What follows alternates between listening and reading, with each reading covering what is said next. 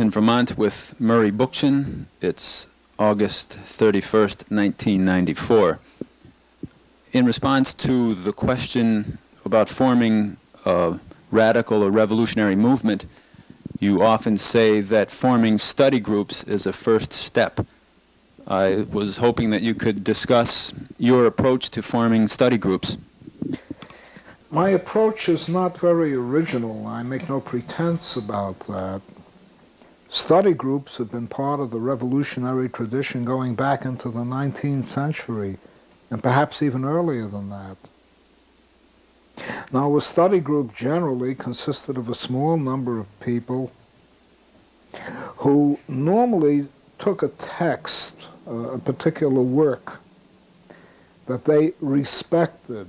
They might pick, if they were Marxists, Das Kapital. If they were anarchists, they might pick, for argument's sake, Kropotkin's writings, such as Factories, Fields, Workshops, or even earlier than that, his books on the two-volume French Revolution. They might pick Proudhon's writings, What is Property? And they would sit around, often guided by someone who was pretty knowledgeable of radical ideas, and I'm now being quite ecumenical. It could be Marxist, it could be anarchist, it could be utopian socialist. They might take a utopian socialist novel and read it aloud, discuss it, and analyze it. And the text, the book, would basically be a guide for them and a way of bouncing off ideas and interchanging ideas.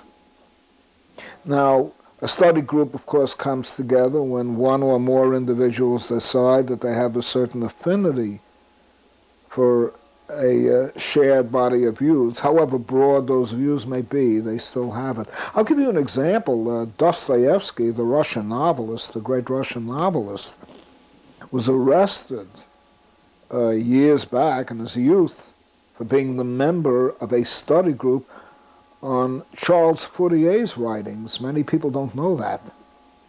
What happened was that he, together with either fellow students or fellow novelists, he was one of Russia's greatest writers in the 19th century, and I'm going back to the 1830s and 40s,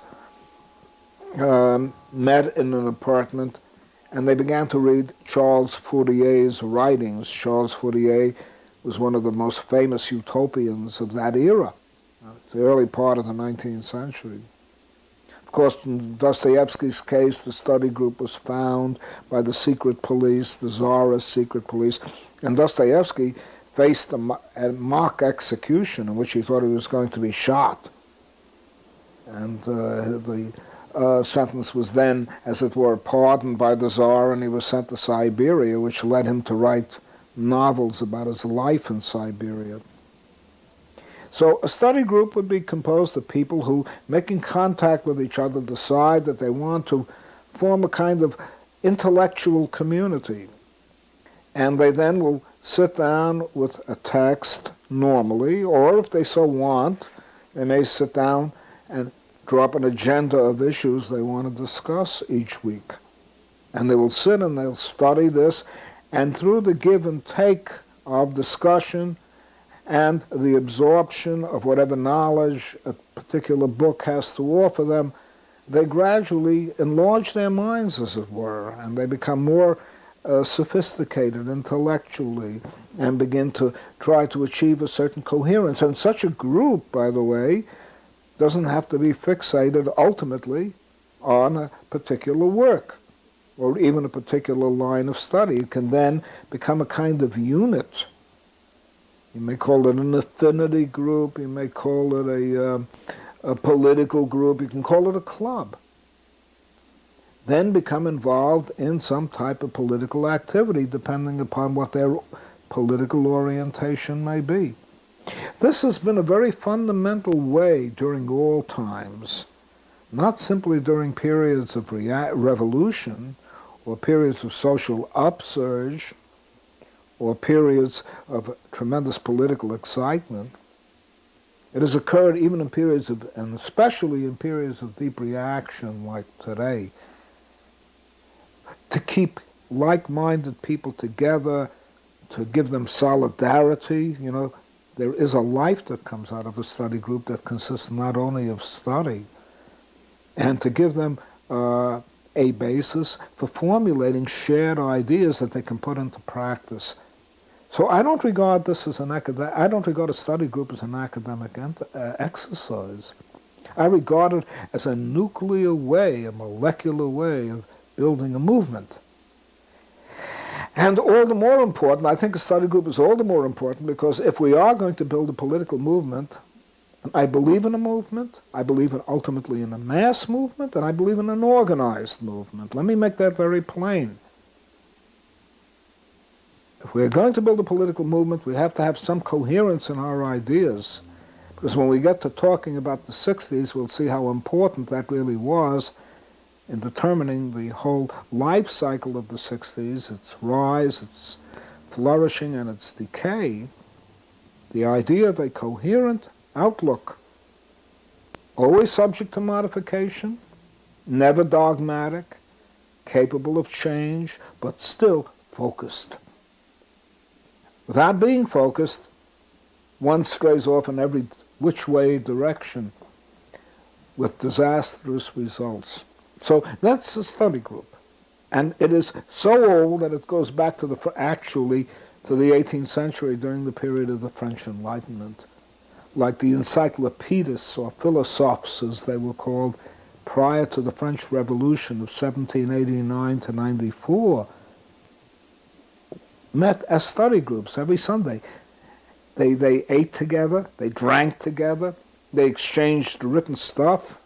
And let me tell you, these writings are now classics in the literature of philosophy and science, mathematics even. D'Alembert was a mathematician. One thinks of Denis Diderot, one thinks of people like D'Alembert, one thinks of people, a whole host of these men who sat together and formed study groups essentially in the form of a kind of eating together, an afternoon together on a Sunday where they would banquet or eat well together and talk about ideas and pass manuscripts around as well as read manuscripts aloud, and or each one sometimes writing his own manuscript. Unfortunately, many of them were male. People were not into feminism as yet. And thereby writing what turned out to be one of the greatest examples of literature in ideas as well as novels and whatever you like. They even wrote novels and read them aloud to each other. That's a study group. And that kind of study group that occurred, say, in the 18th century provided the ferment that gave rise to the French Revolution. Ultimately, many of their writings appeared as pamphlets. These pamphlets were either read by fairly well-educated people, or they were reworked in very simple form for ordinary workers and peasants who were literate, and soldiers and sans-culottes and whatever you like, until by the eve of the French Revolution, the taking of the Bastille, the very guards standing in front of the palace, guarding the palace of the king, were reading the writings that came out of these study groups. And coachmen, as Arthur Young, who visited France at that time, an Englishman who traveled through the countryside and through Paris, reports, even the coachmen holding the reins of the horses were so preoccupied with reading that the horse would sort of drive the carriage any which way, and the coachman had to be reminded that it was his job to take a traveler from one place to another inside the city of Paris. This is such study groups, let me add, create a kind of Enlightenment era. Here people become excited when ferment begins to take place, when political life becomes active, when a political culture begins to develop among the ordinary people. Such study groups become a major source of literature, and ultimately knitted together. They begin to form various clubs, they begin to form leagues, they can begin to form federations, they begin to form whatever you like, and in some cases even parties, depending upon how you want to define the word political party. Okay. So my point is that a study group is not an academic exercise, and in a time like the present one, when, in my view, we really are undergoing an ideological counter-revolution. I mean, it isn't like the McCarthyite days when people were being persecuted for their beliefs. It's not fascism, when people were being sent to concentration camps. But ideologically speaking, in terms of ideas, people are losing an understanding of the meaning of words like socialism, anarchism, and a word that I have a very great preference for, by the way, despite my strong libertarian tradition, and that is communalism, not to be confused with communism, and not to be confused with communitarianism, which generally means opening up pet shops and food co-ops, fine, good work, medical clinics, but still communalism, which means really the attempt to empower the community, municipalities and towns and neighborhoods, which is very close to what I believe in, what my libertarian, left libertarian traditions really converge toward, and which in my political views is called libertarian municipalism. When one presents the idea of forming study groups to many people, they often respond very pessimistically with the simple idea that you just can't get people together in groups anymore. People work jobs during the day, they have responsibilities at night, watching television, etc. How do you respond to these people who take a very, very pessimistic view towards study group formation? Well, in many such cases, I'm not too sure that they really want them. And I'm going to be very frank with you. And there's a time when you do one kind of thing, and there's a time when you do another kind of thing, and there's a time when you can't do anything at all. First of all, I don't believe there's a time when you can't do anything at all. I mean, people seem to form groups when they go to the stock market, or when they visit their brokers and keep looking at the ticker tapes, at least as they flash across the screen. Oh, people get together in groups. There's no question about it. I've seen groups of young people sitting around listening to MTV with Beavis and Butthead or whatever their names are. The question is what they are really inclined to do. It's not that they can't get together in groups. They form groups. The real question that such people who ask a question of the kind that you, the real problem that people who ask the question that you really have posed is, what are their intentions? They do get together in groups. That's hogwash. The real issue is, what do they get together about? And it's not because they have to work very hard and they come home and they're very tired, because when they're very tired, they go ahead and they look at television, and they sometimes stay up till 1 o'clock in the morning, although they may have to get up at 7 or 6 to go to work the very next day and hardly get any sleep. I've seen that. And I question, basically, the sincerity of such a remark. They can't get together in groups. They do. They get together in groups in bars. They get together in groups on street corners. They get together in groups when it comes to looking at MTV or going out to dance or whatever you like. And sometimes, to kick blacks or other minorities around. Even in stadiums, they get together by the tens of thousands. Yes, they get together in stadiums. That's hogwash. The point is they're not interested in getting together in groups like that, and I'm not that interested in trying to get them together. There are always going to be a minority of people, especially in times like these, who will want to study, who are starving to study. We get letters, Janet and I, my companion and collaborator, get letters in our post office box, P.O. Box 111, Burlington, Vermont, 05401, Green Perspectives. We get many letters every week from people who say, we got to keep in touch with you. We wish we were living in Burlington so we could be part of your group, because we have a study group in Burlington. In fact, our study group is now sort of, in a sense, multiplied into several subgroups of people who are interested in doing political activity. Others are interested in doing specialized studies, and say, in history or possibly philosophy or political theory. And then we all get together as one group here, a dozen or so, with people continually visiting us and coming from abroad in many cases, or coming from different parts of the United States or different parts of the state, and all they keep saying is, we wish we could live here, because we want to be part of a group. And we want to be part of the kind of group that you are because of what you're studying.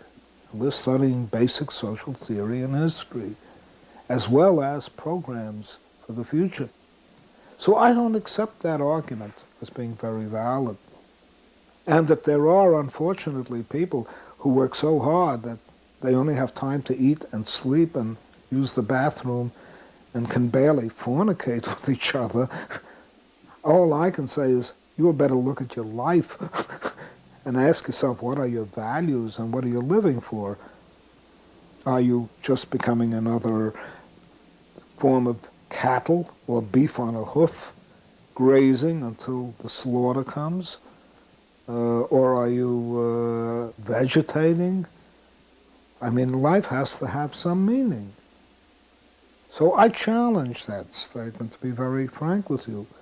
People do want to get together in groups. The question is, what we're talking about is what kind of groups. And in this case, I am only interested, I am primarily interested, not out of any elitism, but out of a recognition of reality. I'm interested in addressing those people who want to get together in groups to study social issues. And I use that word social issues in a very broad sense. You mentioned the word movement several times in the discussion so far, forming movements. In the 1960s, this was a word with a capital M that was used quite often. Could you describe how you became involved in the movement? I would say that I got involved in the movement with a capital M very early on, before the movement really began to call itself the movement. I originally lived up in the northern part of the Bronx in New York City, close to the end of the city. It was not really the suburbs, but it was in the more, shall we say, countrified part of the city itself. I lived there up to 1962. I had been in the old left of the 30s, had gone through the Eisenhower and McCarthyite period, saw the decline of the labor movement, but was still very politically active to the extent that it was possible. And the first sparks I began to see of the movement came from two sources. The first one, and nobody seems to mention this often enough, is Women's Strike for Peace. Women began to get together somewhere in the neighborhood of around 1959 and 1960 to fight nuclear fallout. And that was one of their main issues. Generally, it was supposed to be a collection of women, which finally became a national organization that was opposed to what seemed to be the oncoming Third World War. You must remember around that time movies like On the Beach with Ava Gardner and what's his name again? Gregory Peck. Fred Astaire. These were very dramatic films. I mean, today many people would regard them perhaps as corny. Were making the rounds in movie theaters, and they talked about the end of the world and after a Third World War as a result of radioactive fallout, which was ultimately going to reach Australia. And there was a lot of discussion even before that about the effects of nuclear fallout, in which I personally was very much involved. I wrote a leaflet called Stop the Bomb after the 1954 explosion of the first hydrogen bomb that killed 2 Japanese fishermen. It had a worldwide circulation. It's one of my proudest pieces of writing, of agitational writing. literally a couple of thousand letters from Japan, because it was translated into Japanese and put on the third page of the Asahi Shimbun with a circulation of 7 million daily readers, so everybody kept writing to us and sending us their pictures. Women's strike for peace got underway, give or take, around 1959, 1960. And I was deeply involved with women in a radical housing project that had been built by the socialists in that distant part of the Bronx. And several of the women formed a real nucleus there, and a very guiding nucleus, a very important nucleus that helped play a guiding role in this women's movement. Now, they were the first ones, and this is very interesting so far as I can recall, to call a demonstration in New York City since the 1930s. Everybody had forgotten about what a demonstration was like. And they rallied thousands of women all over New York, demanding an end to nuclear testing and demanding an end to nuclear bomb making, and demanding also initiatives for peace. And the cops went crazy because these were new policemen who had never seen a demonstration before. They didn't know how to handle it. And so these very well-dressed women, many of them wheeling baby carriages, were viciously attacked. And it produced a horrendous situation. Everybody was outraged by that. And so it's very important to know that they started a ferment going. At the same time, freedom riders were going down south in buses, but were largely ignored. These were made up of whites and blacks going into segregated areas where whites and blacks were not supposed to sit together in the same bus. This was before Rosa Parks did anything. And this gradually escalated until finally students very famously sat in the white section of Woolworth's in the southern state and refused to leave when they were ordered to go into the so-called colored section, as it was called, which led to their arrest. Well, all of this sparked a tremendous initiative even before, quotes, the movement arose. And we're talking about, give or take, 1961 and 62. And additionally, there were strong peace groups that were beginning to emerge, thanks in part to the fear of an onset of a Third World War and a nuclear holocaust, which oddly enough, again, movies like On the Beach fostered. You know, the fear, they fostered that fear. So organizations began to appear. One, in response to the peace issue, you not only had Women's Strike for Peace, but you had a new organization, I think it was new at the time, called Students' Peace Union, SPU, which was a pacifist movement. And that began to develop a following on the campus, because you must remember that in the late 50s and early 60s, many students were still very conservative. They were going for Ayn Rand and right-wing libertarianism, you know, and or what I would call proprietarianism, and Barry Goldwater. You know, the mood on the campus was one that William Buckley, would have loved and which he capitalized on. So now, new kinds of groups, more left-wing in orientation and pacifist in orientation, began to appear, called the Students' Peace Movement. And nobody seems to mention that in any chronicles of the 60s, which surprises me. Maybe, I must confess I haven't read all the books on the subject by any means, and it's possible that Todd Gitlin does go into it in some detail. So now you began to see this fermentation taking place. And then there was another organization called Committee for Nonviolent Action, or CNVA. They were attached very closely to the War Resisters League, or WRL. They used to swim out to the nuclear submarines. It was very hard to remember these stories, you know. And they used to latch on and sit there so that the nuclear submarines couldn't submerge. And so patrol boats, naval patrol boats, had to go out and forcibly drag them from the nuclear submarines, you know.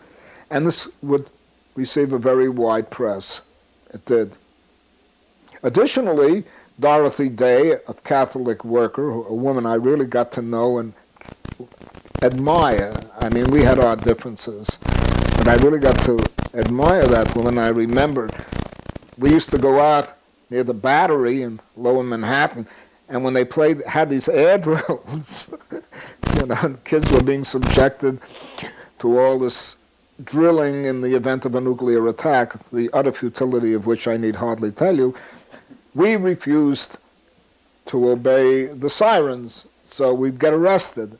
And before long, more and more people with each air drill, as we made more and more news, began to accumulate in larger and larger numbers, until finally the absurdity of these air drills, of these bomb shelters that people were supposed to buy or create in their cellars, and so on and so forth, became very evident to the public.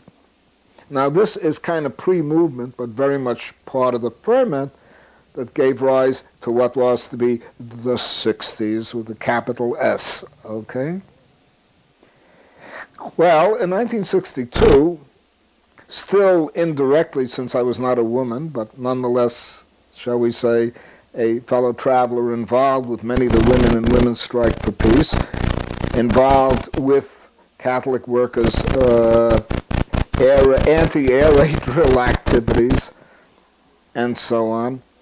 In 1962, I finally left my more or less secluded home family and moved down to in the Bronx and moved down to the Lower East Side. Not the Lower East Side, first the Upper West Side, Greenwich Village. I moved to South 7th Avenue South near Sheridan Square. Now that was in that day a major area of the Greenwich Village left-wing Bohemia. There was even a delicatessen right opposite a cigarette store in which everybody sort of came. Michael Harrington, Irving Howe, you name them. I don't know if Susan Sontag would appear. I only met her later on. And all of them loved to eat big pastrami sandwiches, which were delicious at that time, and get into political discussions. So the place was like a cafe of political ferment. And additionally, I was very closely attached to any kind of anti-war movement that existed. For example, Grace Paley, who is now very well known as an author, and her companion ran a peace center right near Sheridan Square, and I got to know both her and her companion very well. And I spoke there a number of times, and all kinds of people would come there and speak, and we'd get ever bigger and bigger crowds, larger and larger crowds. So something was going on, you begin to see. Now, the first great big move was the development, so far as I was concerned, in the North, of CORE, the Congress of Racial Equality. The Congress of Racial Equality tried to be the counterpart of the NAACP in the South. Picket lines, they began to establish picket lines around Woolworth stores because of the discrimination that existed in the South in Woolworth stores and the division between colored and white, as it was called down south. And before long, I started going on these picket lines. And then when I moved to the Lower East Side on Avenue A near 13th Street, between 13th and 14th Street, the movement began to really swell out. CNVA, Committee for Nonviolent Action, were really the first hippies I had ever seen. In fact, in a very real sense, they developed the costume that many hippies were to wear later on in the 60s. They began to have ponytails, beards. Being pacifists in many cases, they wore cord-like or canvas sandals. They often dressed in jeans. Now, you must realize how uncommon this was. This was not even part of the bohemian scene. So these pacifists from CNVA, wearing long hair, wearing beards, growing beards, were rather unique at that point, and smoking pot. And I'd see a heck of a lot of them because of my relationship with CNVA and WRL on Lafayette Street. which is where their main headquarters were. Additionally, we began to move more and more with, I began to get more and more involved with CORE, which was located on 13th Street between Avenue A and Avenue B. Avenue B had a bar called Charlie's Bar, which I understand now is called Mona's Bar. I don't know. It's got a long history. In any case, in 1962 and 63, Charlie's Bar was really a beatnik bar. It had originally been an old Polish bar. But beatniks began to take over, and I don't know if you know what beatniks used to look like in those days, but they used to dress in black berets or, navy blue berets, or what we'd call Basque berets, and they'd wear shades all the time, night or day. And the bar was usually dark enough so that you could hardly see each other. If you just looked with your eyes and you had 20/20 vision, it was, dim. American bars are dim. They're not like British bars, which are all lit up. So in would come a beatnik, feel his way through the dark, wearing shades, and you might fall in Allen Ginsberg's lap, or Ed Sanders's lap, or whatever you want, Tuli Kupferberger's lap. In any case, we all hung out over there, and it became a center, first for beatnik activity and later more radical activity, because in between Avenue A and B on 13th Street, CORE had opened up a store and held meetings there and kept its literature there. We had Mickey Schwerner, who was to die in Mississippi in the famous death of the three Mississippi young people, Schwerner, Cheney, and Goodman, about which they made movies and are now legendary in the history of the civil rights movement.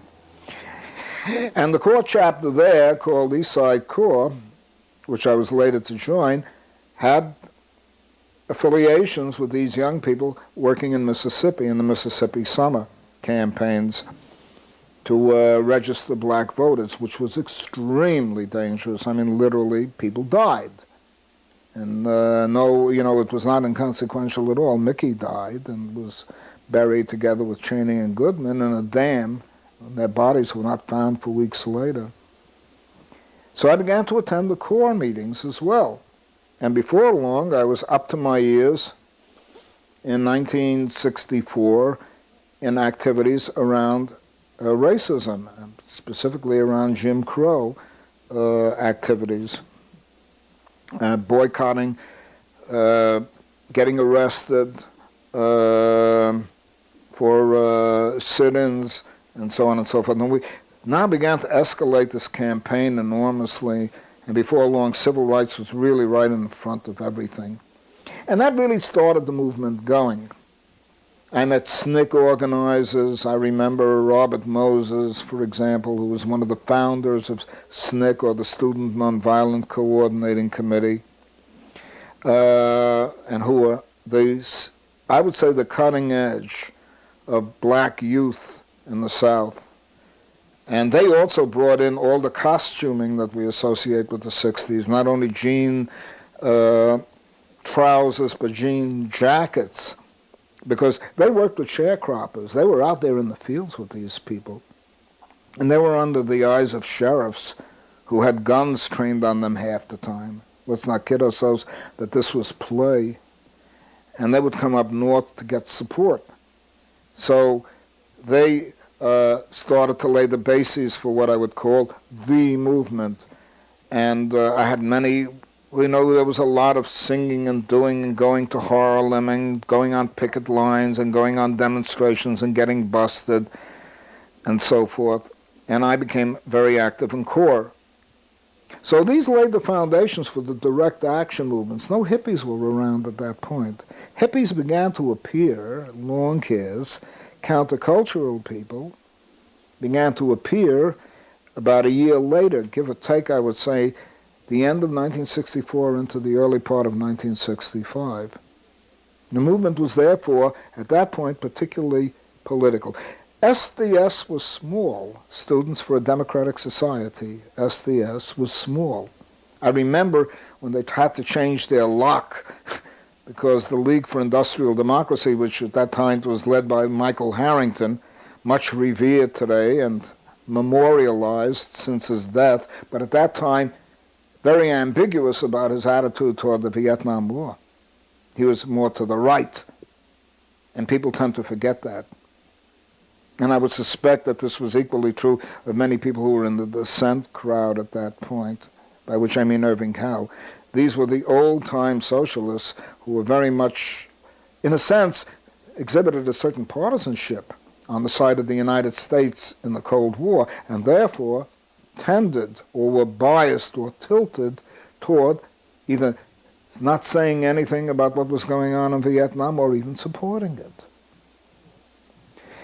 So people have a very mixed perspective about what happened in the 60s and who was lined up with who.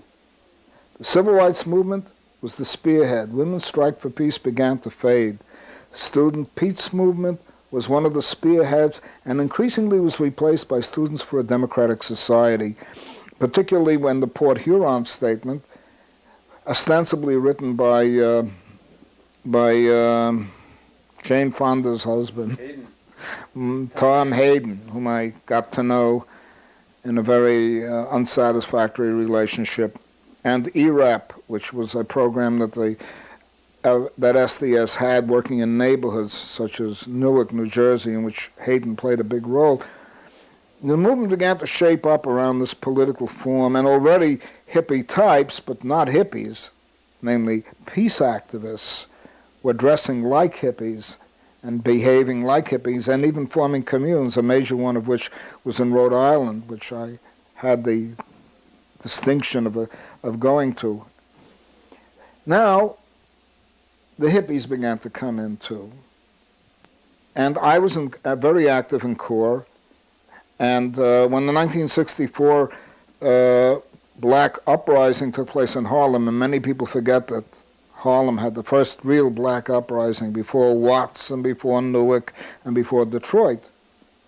My CORE chapter was very deeply involved in it, although I personally was asked not to come down because I was white. They only wanted blacks.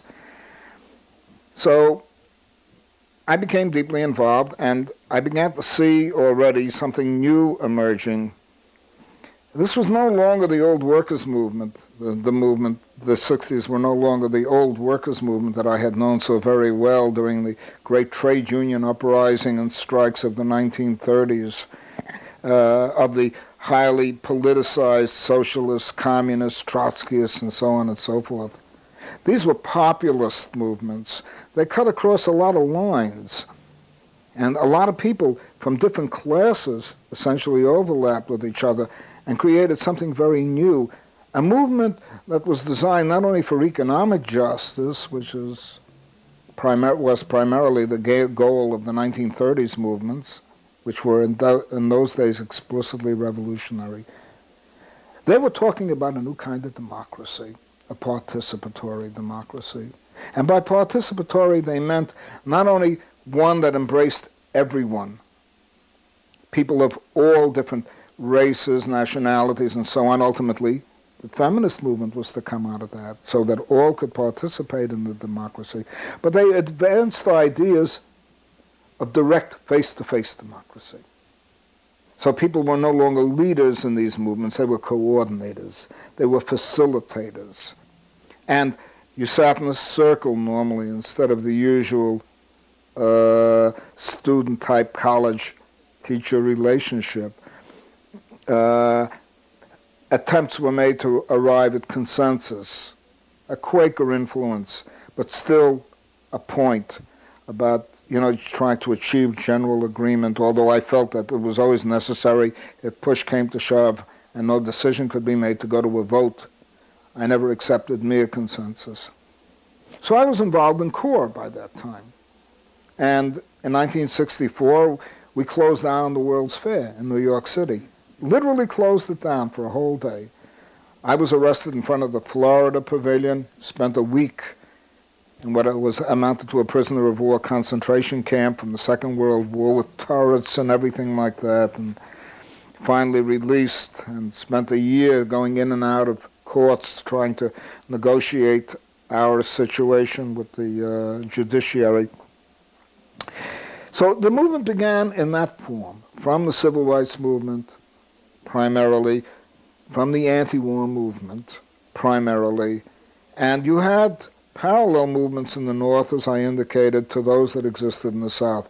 You not only had CORE, which paralleled the NAACP, but was more involved in direct action, whereas the NAACP was primarily involved, the NAACP being the National Association for Colored People, for the advancement of colored people. But you had in CORE a more militant direct action organization.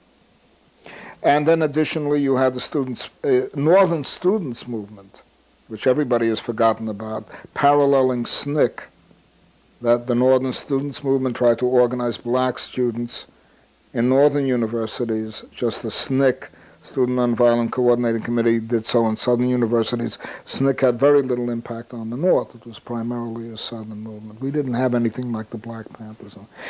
The movement was broadly populist, and perhaps its best ideas were presented in the Port Huron Statement, which, despite the so-called liberal quality of the Port Huron Statement, was magnificent in its expression of alienation, its feeling that capitalism had deprived people of any meaning in life, that we are the youth who are seeking a meaning, who are seeking broader goals.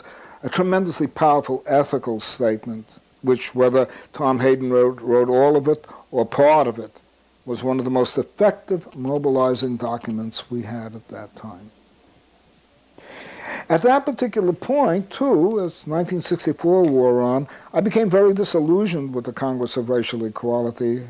Power politics began to occur, and the movement began to shift more and more toward a black-only type of organization, as occurred with SNCC. Namely, the idea of black power came to the forefront.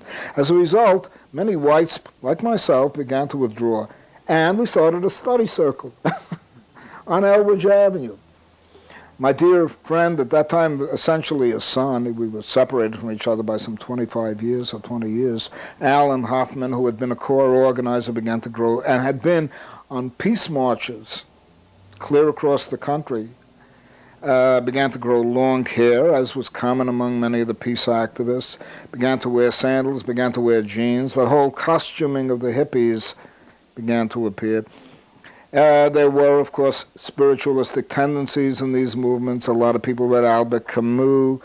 They went on to read Lao Tzu. They began to use the I Ching, flipping coins to find out what they should do, what advice the books had to offer. And a certain element of mysticism appeared, which I, frankly, was very alienated from, but which was always mingled up with politics.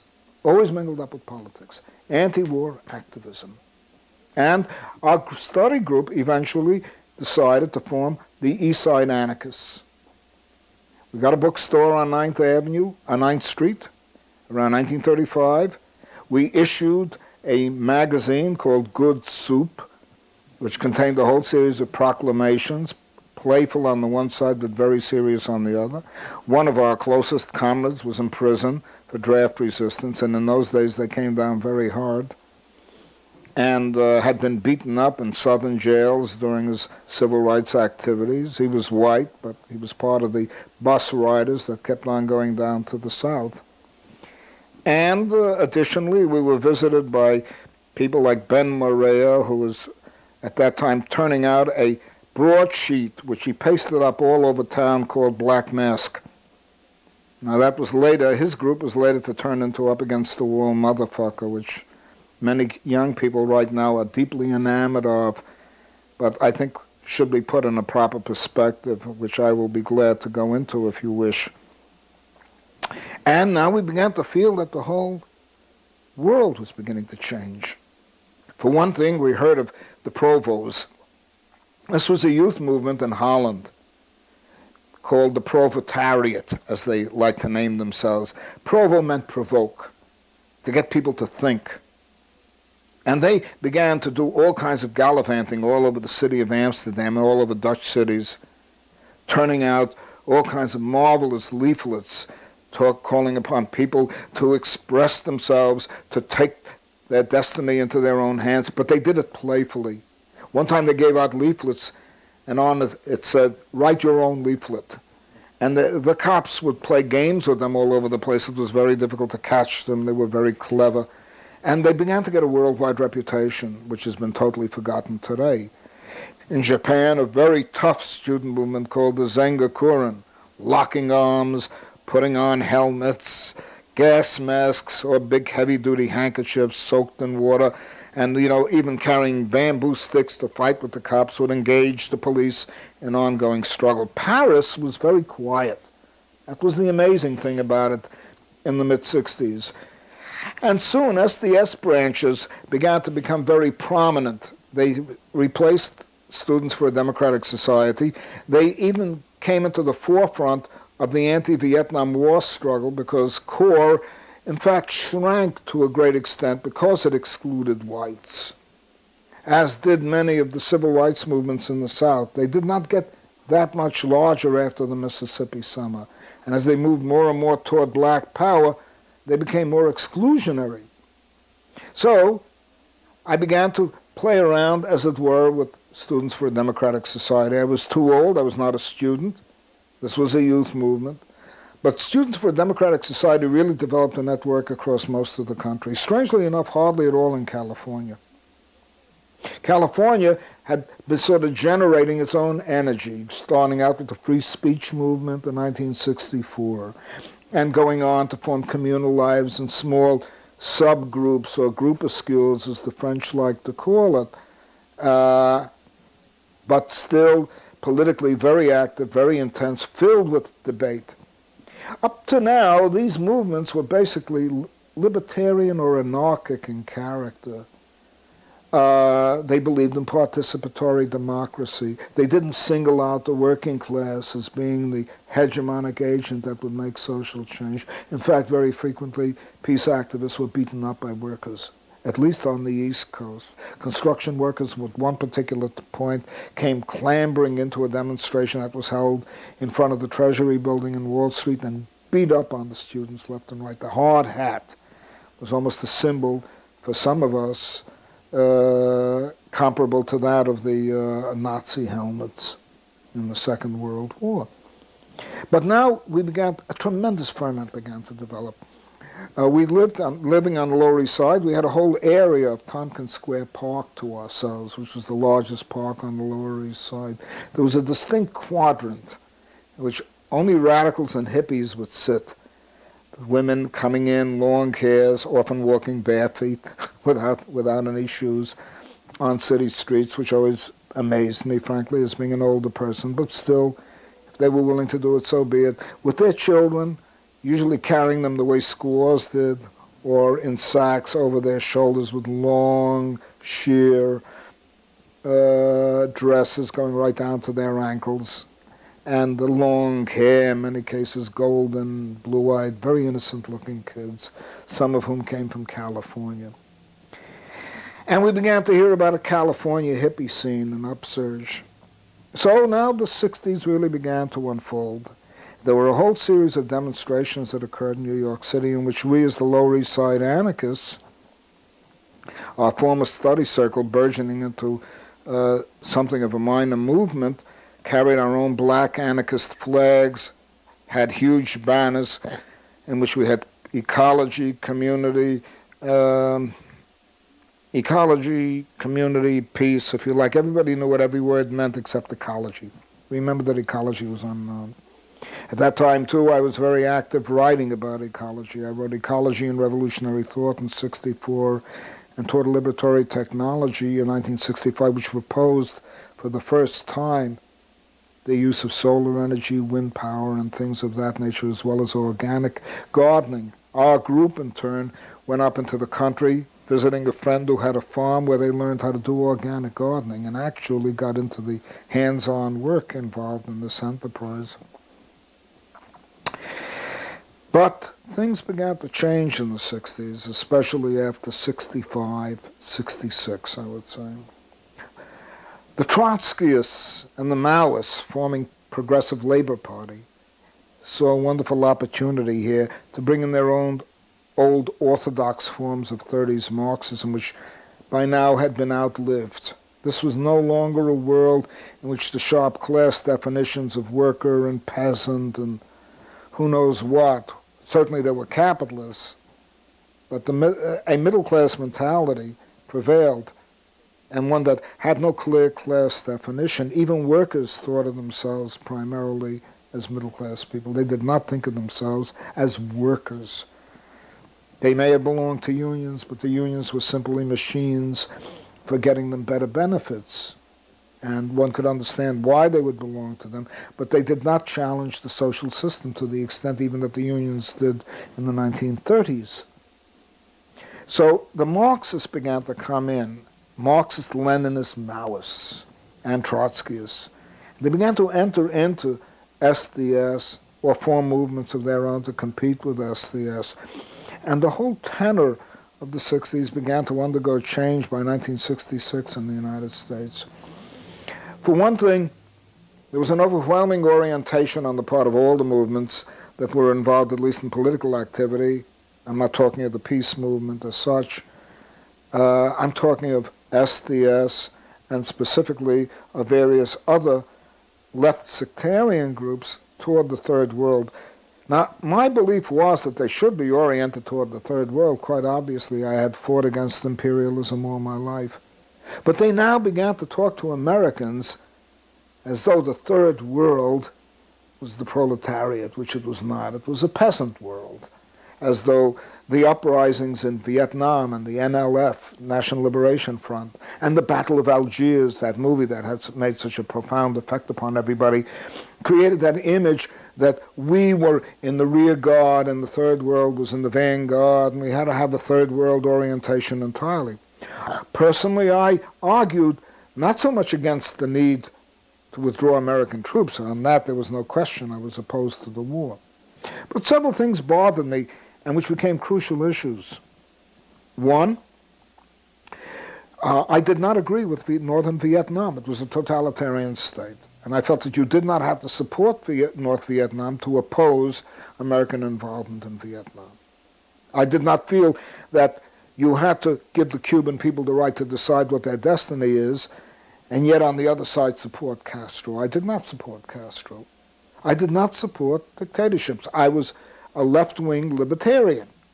I was against all kinds of states, and I did not particularly feel any need to link up. In fact, I was very hostile to the attempt to link up with Castro, with Ho Chi Minh, with Mao Zedong, whom I felt were statists and totalitarians, which did not mean that I supported American involvement in the affairs of China, Cuba, and Vietnam.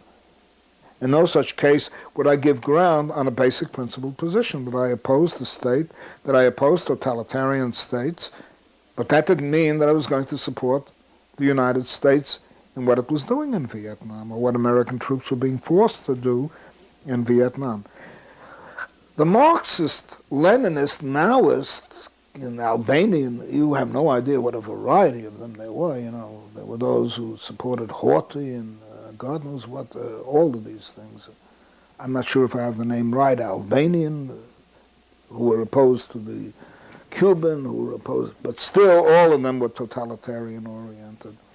And so it was very important, I thought, to have a presence, and we as anarchists decided to create a presence that would be independent of this orientation toward the Third World, and very importantly, too, to recognize that it was only by making change in the United States that we would really be helping the Third World people. That was key. It was a very important issue. I mean, I even understand that Ho Chi Minh told American delegations coming to North Vietnam to go back to the United States and not worry so much about what he is doing or supporting him or calling themselves extensions of the National Liberation Front in Vietnam. He said, go back home and win over the American people and change the United States. And in this respect, he was absolutely right. And very importantly, As the years began to go by, and we got into 66 and 67, after a number of major demonstrations, one of the most important initiating demonstrations being the one called by SDS, I think it was in 64 in Washington, in which they managed to corral 10,000 people and make them aware of the Vietnam War. You know, people were not even aware of the fact that there were Americans fighting in Vietnam early in the 60s. That only became a big issue when the draft began to expand and when Lyndon Johnson began to throw in hundreds of thousands of American soldiers instead of a few thousand or 10,000 or something like that. So, these organizations, Marxist-Leninist, Maoist organizations came in there and they began to change the 60s. They began to try to make it look like the 30s. In other words, they were digging up graveyards. They were ready to pull out any casket that looked like the old Congress of Industrial Organizations that led strikes in the 1930s, the great strike movement of the 1930s. They started talking about Workers' Student Alliance. André Gortz, for example, to cite one author, a Frenchman, gave us a lot of trouble. He came out with a book called New Strategy for Labor, telling students that they were workers. They were not workers. What was the point in kidding themselves about it? And so one started to hear of worker-student alliances and that students were proletarians working in a factory called the university. Whereas in point of fact, they were very privileged. And this was important. The one basic underlying, I would say, economic reason that made such movements possible was that the country was so affluent at the time that you could live off the fat. You could afford to live off the fat, you know what I mean, of capitalist affluence. For all the derogation, all the sharp remarks that were made about consumerism, it was primarily this affluence that existed in those idyllic Johnson more than New Deal years. You know, Johnson gave far more in many respects than any liberal since Franklin D. Roosevelt, despite his policies on Vietnam, to the American people. He introduced Medicare for elderly people. He introduced all kinds of youth programs. I mean, money was flowing out of Washington like mad, not only for the war, but for social welfare. And Johnson, thought of himself as the heir to Franklin D. Roosevelt. So it was that feeling of post-scarcity, that we did not have to work this hard, that we could live lives of genteel simplicity, that we could get down to essentials because the goods were around to provide us with the means of life, and the promise of technology that it might provide us with an abundance of goods if only we could learn to live cooperatively, that fed this movement. Had there been an economic crisis, you couldn't have had this kind of movement. Had there been massive hunger, at least among that affected middle-class youth coming out of the suburbs into the cities, you couldn't have had this kind of movement. This movement was very strongly predicated on the enormous potentiality of the American economy to give people all that they needed, at least in the basic means of life, and all the freedom of time to engage in political activity and in cultural activity as well.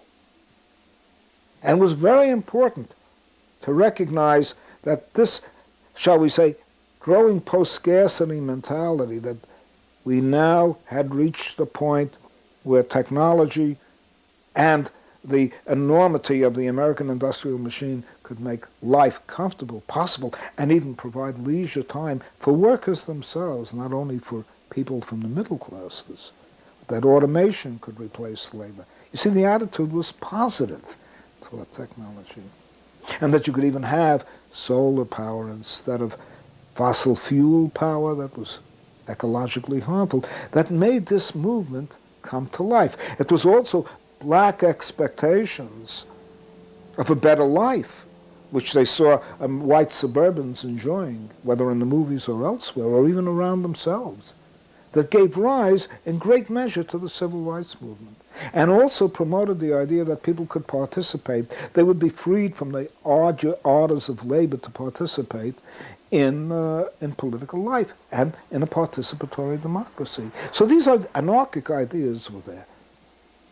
These anarchic ideas of post-scarcity, which I, for one, very strongly tried to develop and cultivate. Do you gave rise to a utopian vision of what could happen. And that utopian vision was not mere myth. It was based on the very substantial facts of emerging automation, of growing productivity, of a tremendous amount of economic superfluity and wealth, an abundance of goods, opportunity to have free time. And you could live off the garbage of the society, which made the counterculture possible. The counterculture became possible because you could go down to the Fulton Fish Market, say in New York City at 4 o'clock in the morning, and get all the free fish you wanted. They didn't know what to do with the stuff. You could go to various fruit and vegetable markets early in the morning and pick up whatever you wanted. It was possible to get bread that was 2 days old. It was possible to pick up milk bottles. There was a semi-degree of theft in that, you know. But the point is, food was simply available. It was that available at that particular point. Apartments were extremely cheap on the Lower East Side, and in many areas, I would guess, of San Francisco, $25 to $35 a month. You were prepared, and living communally, it was very easy to do. Only one person possibly working.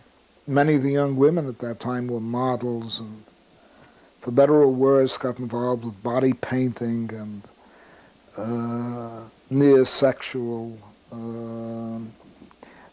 professions, shall we say, like topless dancing and the like. But the idea of nudity was so commonplace, and this idea of a liberation through sexuality, through desire, through art, were major themes of the counterculture, as well as communal living, macrobiotic food, which was quite easy to acquire, basically premised around rice and simply cooked vegetables. And so consequently, young people coming in from the suburbs or coming in from different parts of the country to the Lower East Side or possibly to the Haight-Ashbury, about which I knew very little as yet, could find a way of life. And so we always engaged in discussion. And we engaged in action, and we began to get printing presses. We built up the Bowery Poets Co-op and everything like that, so that poets in the Lower East Side, and the best, the top of the lot, who are now established in American poetry, would declaim and deliver of their feelings before, irate feelings and loving feelings before sizable audiences. And in one way or another, we had our own presses, and we could turn out this enormous literature.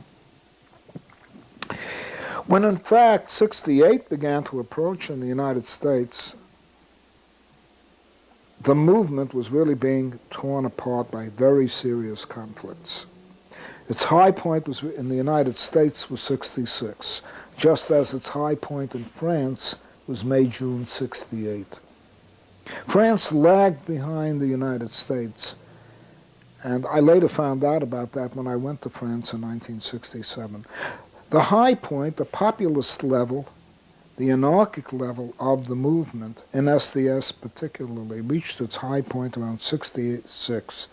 And by 67, with the entry of progressive labor into SDS and its attempts to form caucuses and control SDS with its very hard-line Marxist-Leninist Maoist ideology, and the Trotskyists forming their own student organization to compete with SDS, all of this began to lead to serious frictions inside the movement, which was still growing and growing.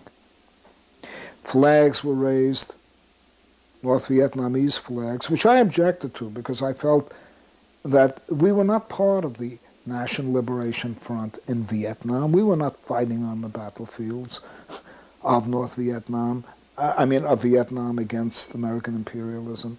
I felt that the main point was to talk to the American people in their own language, express through our aspirations what were their hidden aspirations, to bring to the surface the unconscious impulses they had about the boredom of American suburbia, about the tediousness of work that was really unnecessary at that point.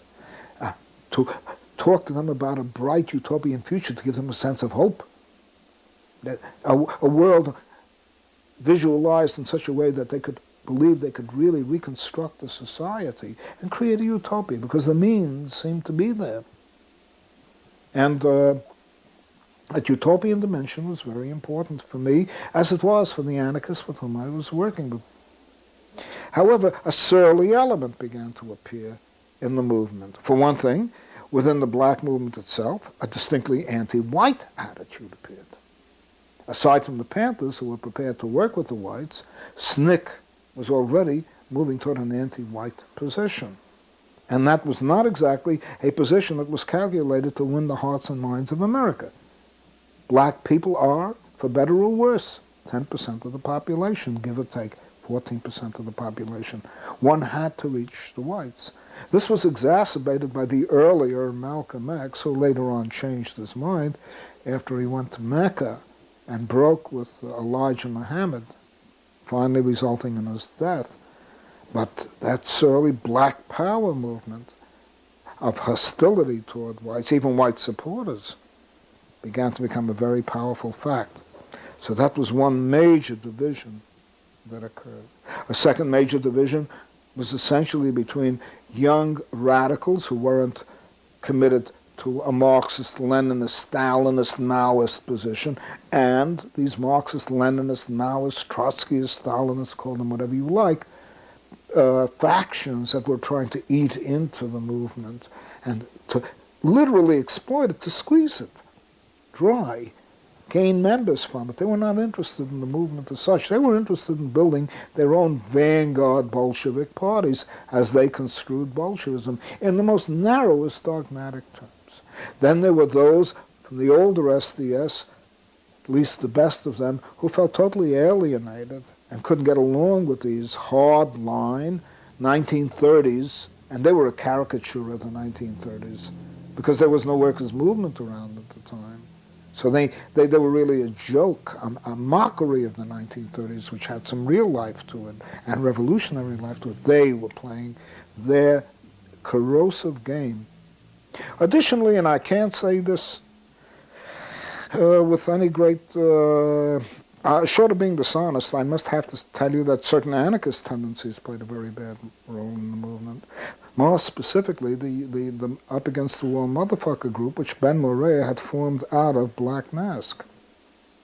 Up Against the Wall Motherfuckers were originally called, first they called themselves Black Mask, and they only consisted of about 4 or 5 people.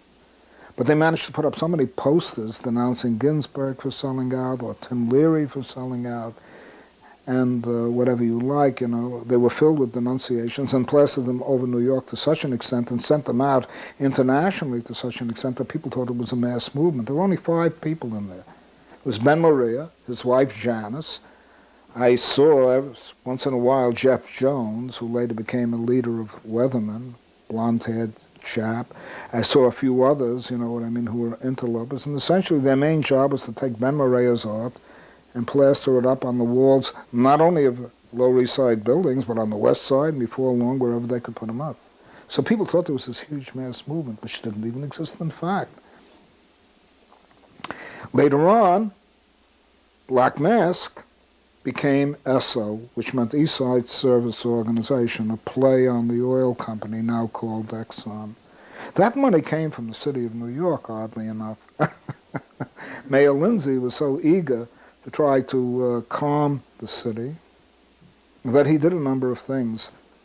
For one thing, he hired the Bread and Puppet Theater to cool things down during the hot summer nights when there might be trouble. And there was always, and the Lower East Side was always on the edge of a riot.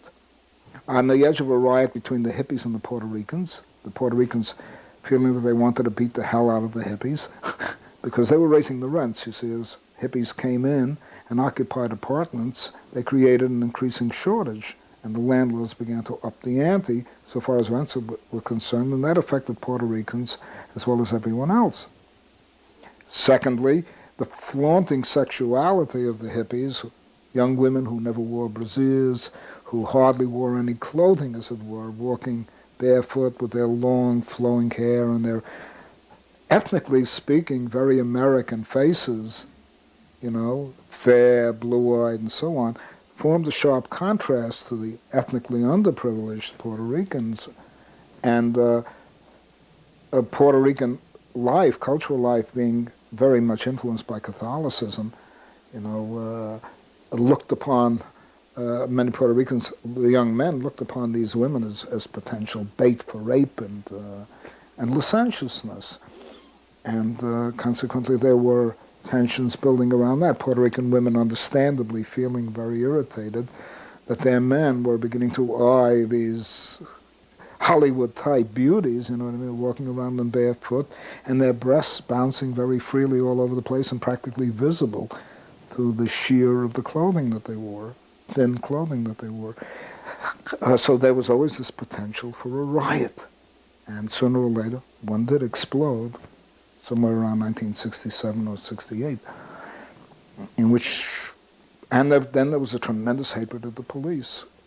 We had Tactical Patrol Force, the TPF, which had been organized and were living essentially out of buses to go from one riot zone to another, or one potential riot zone to another. Usually guys who were well over 6 feet tall. They were selected for their prowess, and they were trained to deal with crowds, and they did so rather effectively and brutally. And the Puerto Ricans felt that their neighborhood, essentially, the Lower East Side, was a garrison, that they were in a camp, and that they were being patrolled, as well as everyone else being patrolled. So these tensions, crisscrossing all over the place, made for a great deal of neighborhood hostilities, and that began to come to the surface, particularly in '67. Additionally, there were all kinds of regional divisions within the movement. There were the pacifists, first of all ideological. There were the pacifists who didn't believe in any violence. There were the Marxist-Leninists, etc., and even many of the anarchists who believed in a good deal of violence. The motherfuckers who exuded a violent rhetoric all over the place. They did not engage in violence that I know of. You see, and I knew them very well. They used to come to my house pretty often. And but still, I mean, they engaged in what you call cultural terrorism. They're the ones who began to put up some of the most famous posters of, was it Sitting Bull, or was it with the famous 30-30 caliber lever action rifle, on his knee. They were the ones who introduced Cubano-type cigarette-smoking, radical-looking images. They were the ones who composed the verses to what were the greater part of a song that Gracie Slick popularized, called "The Volunteers of America. We are the children you hate. We're going to come out of our dungeons." I'm improvising the words right now. They would occupy the full, we had underground newspapers, which were very widely read, and they were given the centerfold to do whatever they wanted. So the poetry would appear there, the imagery would appear there, smoking guns, the whole image of violence. And in the meantime, the pacifists are withdrawing from the movement and feeling shocked and shaken. And very importantly, were the great mobilization demonstrations that began to take place. Mobilization against war. There were so many mobilizations, or mobs as we call them, that I already forgot their names. There were mobs about this and mobs about that. Dave Dellinger was one of the most conspicuous figures at that particular time. And the mob generally consisted of representatives of fairly staid, middle-class type organizations, anti-war, like SANE, Nuclear Policy Committee, which I don't particularly care to go into, and respectable organizations, and also pretty rebellious ones. The orientation of the mobs was primarily toward Washington.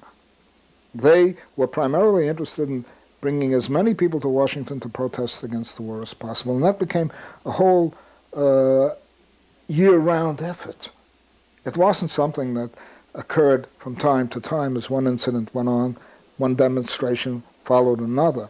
It was like they were always engaged in doing one thing, taking you out of where you lived and bringing you to Washington in buses, in cars, by railroad, gathering you together in large numbers, marching in the tens, finally the hundreds of thousands in Washington. And then you'd go home and you'd look at yourself in television and that would be your activity. I'm not saying this was true of everyone involved, but it was true of far too many involved. The idea of doing local work, of demonstrating on a local basis, of not trying to seek the respectability that was accorded by Mayor Lindsay to many demonstrations in which he marched and spoke, no less. All of this began to change the tenor of the movement. A kind of angry movement developed against this mob. There were two movements now to begin with. Mob, speaking for the Washington demonstrators and the people that could mobilize, and doing very little local work by comparison with other groups. Then there were the radical part of the movement, and that consisted of groups that wanted to engage in real actions in the streets and also do local work and concentrate on local demonstrations if you were going to demonstrate. And then inside the radical movement, there were all these different factions that I've described. There were the Trotskyists, the Maoists, the anarchic types, and then there were the cultural terrorists, quotes, close quote. They didn't engage in actual terrorist activity, led by the motherfuckers, whose main job was to blow people's minds through disruption. Now, I believe in blowing people's minds, okay?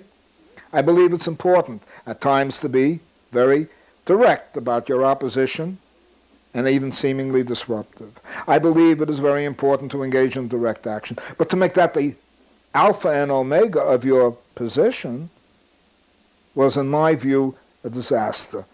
It meant breaking up opposing organization as such. And the motherfuckers entering into SDS with their new store, which indirectly was funded by the city of New York.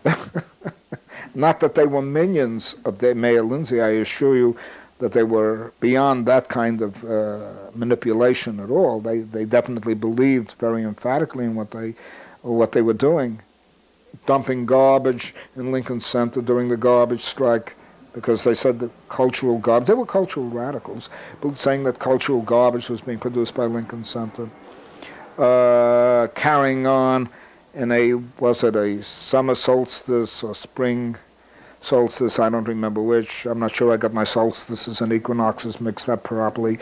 Really led to a riot in Grand Central Station. I remember going down to that and seeing the whole thing happen. It was a hell of a mess. It was a police riot in which about 1,000 kids were chased all over the place, and dozens of them were beaten down to a pulp. One of them actually had all his nerves severed in his arm because he was pushed through these great plate glass doors that open into Grand Central Station.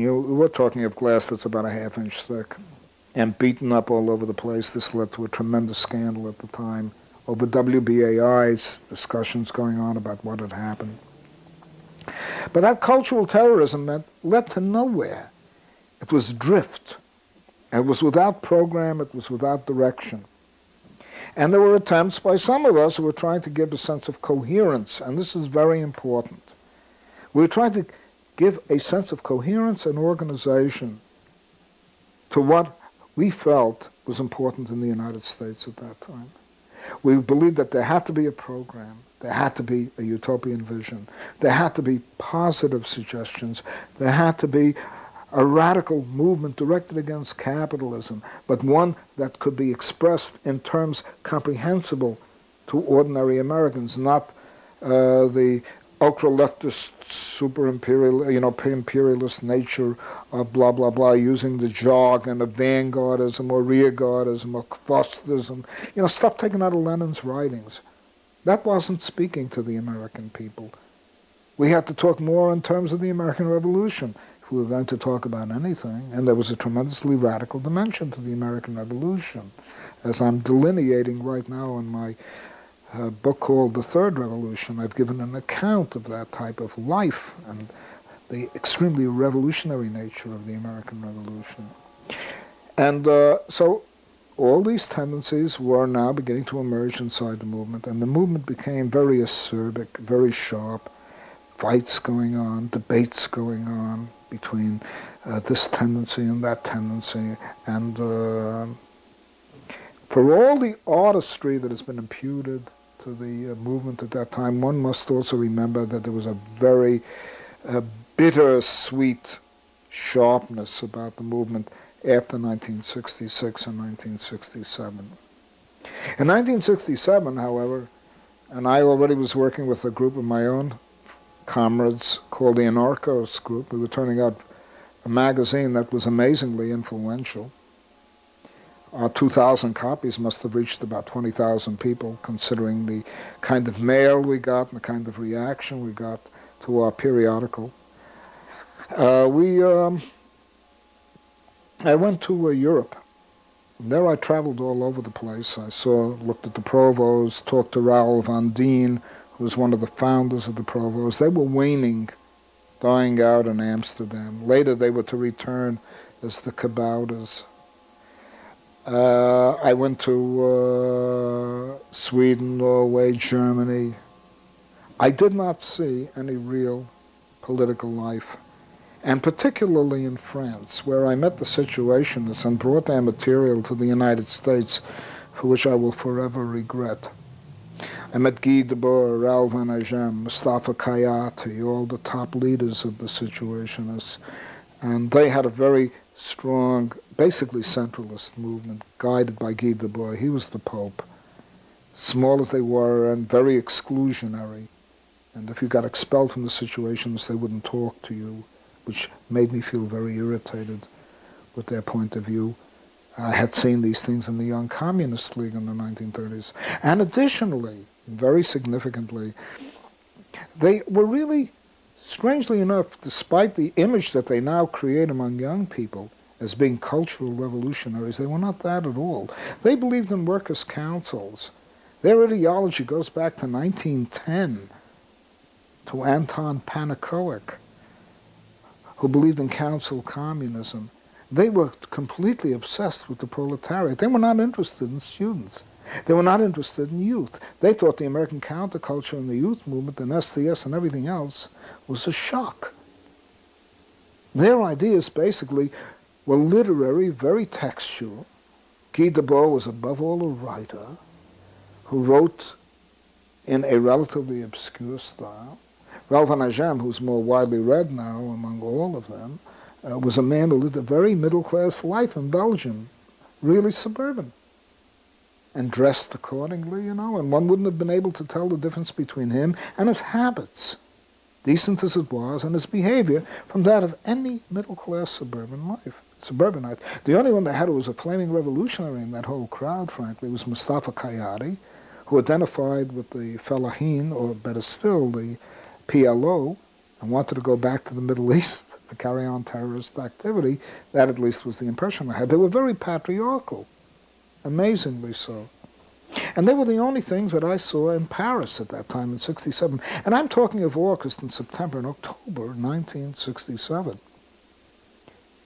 And as I said in a previous interview, many of the French radicals I met wanted to come to the United States, where Abby Hoffman was levitating the Pentagon in a huge demonstration, where the yippies were running wild, where all kinds of things seemed to be happening. Whereas it was death warmed over in Paris in 1967. And then when I left in November 1967, I left with a sense of relief. I wanted to get the hell out. The situationists were interesting, but I couldn't go along with their workers' movement, which was dead in my mind as of the 1930s. I couldn't go along with their almost Leninist type of organization and their way of dealing with the people who they opposed and those who left their movement and were treated as non-humans. You could understand the French Revolutionary Terror and the guillotine when you saw this sort of stuff. So I came back to the United States. I immediately got involved in all the activity that was going on, went to San Francisco. I had been to the Haight-Ashbury and had seen the great flock of hippies going along there. And an incredible scene, literally herds of hippies moving up and down the street and heading toward the park at the end of either the Haight or the Ashbury, communes everywhere. But in a way, there was something empty about it. Everybody loved everybody so much, that the love became meaningless. When you love everybody, you don't love anybody in particular. And the solidarity that I had hoped to see in the communes was very arguable, because most of the communes in the Haight-Ashbury were really crash pads. People came and went. And so it was just a scene. It had no real life, and it had no political content, or very little political content. I met Emmett Grogan of the Diggers. He had come to New York and tried to start a digger movement going. I hope people haven't forgotten that movement, in which they were going to give things away for nothing, you know. Everything was going to be a freebie. They were going to collect wherever they could goods and provide hippies with meals, food, clothing, whatever they needed. And Grogan tried to create the same movement in New York, but he couldn't, because New York is a tougher climate. You know, it isn't the Haight-Ashbury. I met him. I met Peter, whatever his name is. His name will come to me. He's now the bigwig and hoo-ha of the bioregionalist movement. And they came to New York City again to rescue us, but they didn't quite make it. And I went back to I went to San Francisco, and I met them. I went to Berkeley, and there was the usual, all the tables laid out in Sproul Plaza, with the Militant, with the this and the that, various radical periodicals. There was a lot of spiritualism at the same time. But at least there was something going on. And finally, give or take what, January, February, March, thereabouts, or April, 1968, Columbia blew, Columbia University. Students occupied the campuses. The issue basically had to do with whether or not a student gymnasium was going to be built on a plot of land that seemed to be part of Harlem, although it was, I think, up in the Heights. And that plot of land was used by blacks living in Harlem to disport themselves, to possibly picnic, and you know, for kids to have a good time. And SDS and others made a big issue, radical students made a big issue about not building the gymnasium, but turning it over to the people of Harlem, which the university refused to do. It was its land, it claimed, and it wanted to build a student gymnasium. So the students went out on a strike, and a number of halls were occupied according to whether or not you were one kind of a radical or another, or whether you belonged to one ethnic group or another. One hall was occupied entirely by blacks. Another one was occupied by more or less middle-class, liberalistic or left-leaning youth. And the third one was occupied almost entirely by the violent ones, you know, the ultra-revolutionaries who were part of the movement. And what happened there was that this strike attracted nationwide attention, probably international attention. And a whole cultural life was built in all these different halls, depending upon what your political disposition was. The ultra-revolutionaries were supposed to have oiled the staircases so that the police, if they attacked them, would slip, and broken glass all over the place, and broken up furniture for clubs, barricades, to fight the cops. The blacks were very quiet. We didn't know quite what was going on in their building. And the whites were wide open. The middle-class whites were wide open, windows open, kids were having a good time. The Strawberry Statement movie was built around that one hall. And the police seemed hesitant about what they were going to do. Ultimately, what really happened, and this is not commonly known, is, to the best of my knowledge, the black leaders made a deal with the cops and essentially deserted, very frankly, the rest of the students, both the liberal type or left liberal types, and even the militants with their oiled staircases and glass on the floor and barricades on the wall. And they were let out very quietly because I think whoever was the mayor at that time, I think it was Lindsay, did not want to foment any black antagonism. Once they were let out, the police came in with everything they had. I didn't sleep over. I only lived about an hour drive away by subway, so being older, that was not exactly my lifestyle, to sleep on a schoolroom floor or drape myself in a chair somewhere. I couldn't take it physically, but I would always come down there again to be as active and helpful as I could. Our group was also involved in that. And having walked out, blacks were let out through tunnels, unknown to everybody else. The police came crashing in with everything they had against the middle class, more or less left liberal kids, and beat the hell out of them. I must tell you, it was mayhem. The reports I got from people who were on the scene, even the doctors who were there, first aid people in white coats, were beaten up by cops. People were just smashed wide open. And the Strawberry Statement movie, as I indicated, which I don't like as a movie and I don't think accurately depicts the events, but nonetheless does depict the brutality of the police. It gives you some idea of what happened.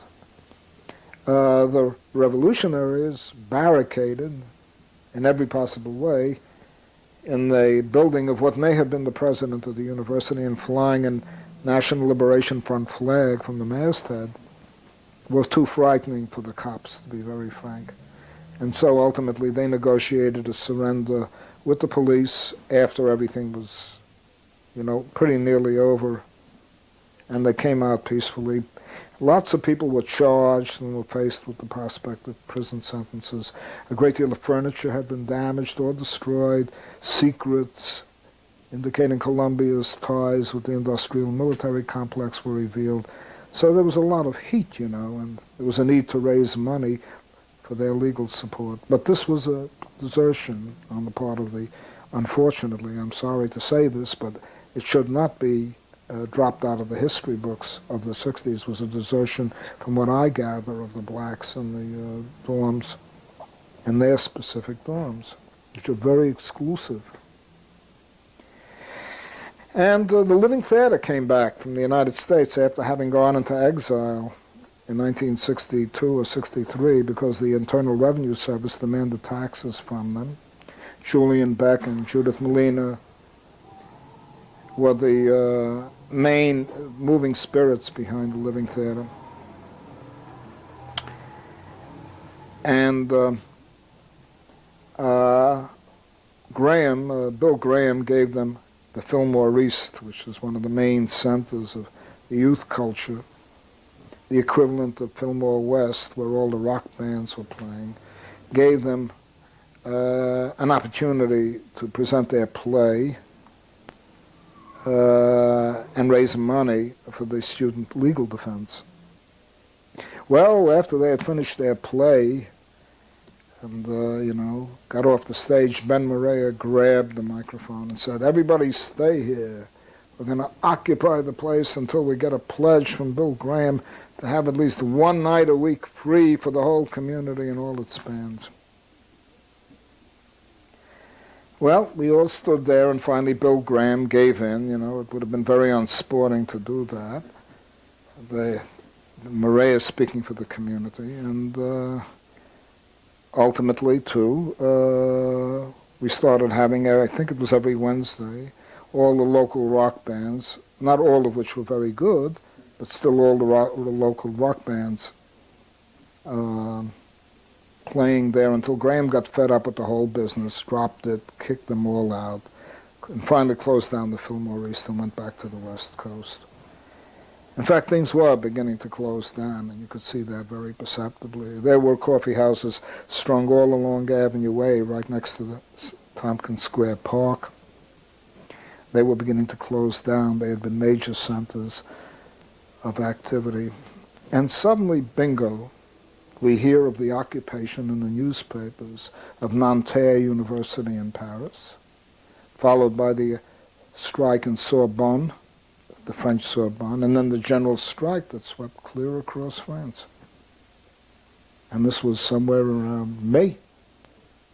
and millions were out. The red flags were flying in Paris. There was talk of revolution everywhere, so it seemed. Everybody was in a state of utter euphoria. Now, you see, the French had just caught up with where we were in 1966. It was sort of 2 years behind, except that they had a big working class that was controlled by the communist CGT, or General Confederation of Labor. And their working class had a long history of militancy as well as revolutions going way back 150 years. And the Communist Party was one of the biggest parties, and the Socialist Party was one of the biggest parties in France. So you still had an old working class, somewhat like the working class of the 1930s in the United States, as well as in France. Things had not changed. De Gaulle was changing France, and it was that tension that gave rise in great part to the explosion that took place. On May 12th, barricades were raised in the left bank of Paris, and there was a tremendous battle. Black flags were raised for the first time. We had raised black flags in the 1960s in all our demonstrations, and these were reported in the newspapers. The French suddenly began to raise black flags since I don't know when. I mean, I can't tell you how far back the black flag of anarchy was raised in France. And we began to hear of this massive general strike that involved 8 to 14 million workers. Everything was closed down except food stores, and food was being given out on credit by these petty bourgeois French entrepreneurs who normally would be expected to be as stingy as possible, but nonetheless now suddenly seemed to become terribly involved. I believe a great deal of that had to do with the tension that was going on in France, first of all, between de Gaulle's attempt to modernize France, quotes, close quote, to industrialize France, to break down the old face-to-face patron system where a boss managed about 10, 15, 20 workers and almost dealt with his business like a family business, and where agriculture was primarily the job of peasants, not agribusiness. And I think that de Gaullist technocrats were very rapidly transforming France into something more like the United States, a corporate France, big industry, agribusiness. And they even developed a police force called the CRS. I don't know what it stands for in French. It was a mobile kind of army and was employed initially in large part to control the French peasants, who were prepared to take direct action as their farms were disappearing and being turned into large agribusiness plantations. There was also a great sense of alienation in France. The French were watching the United States. I would not be surprised that Colombia had a very profound influence. The Colombia strike had a very profound influence on France. These points have not been made in accounts of 1968. I'm almost convinced the Colombia business profoundly influenced what happened in Paris. The initial cause of the student strike, of course, was a question of whether or not males could visit female dorms. It started out in a small, newly built university called Nanterre, which was in a Muslim district, primarily made up of North Africans.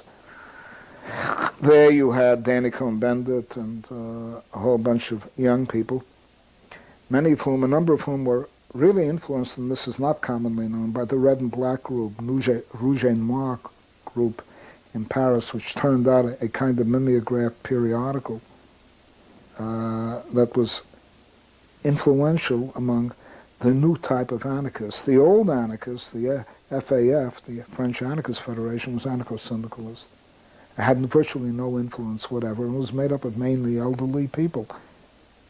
These newer anarchists, Noir et Rouge, okay, black and red, were younger people in their 30s, not in their 60s, who thought in terms of, in fact, the counterculture, in fact, issues that we have been raising in the United States as early as 64, 65, and 66.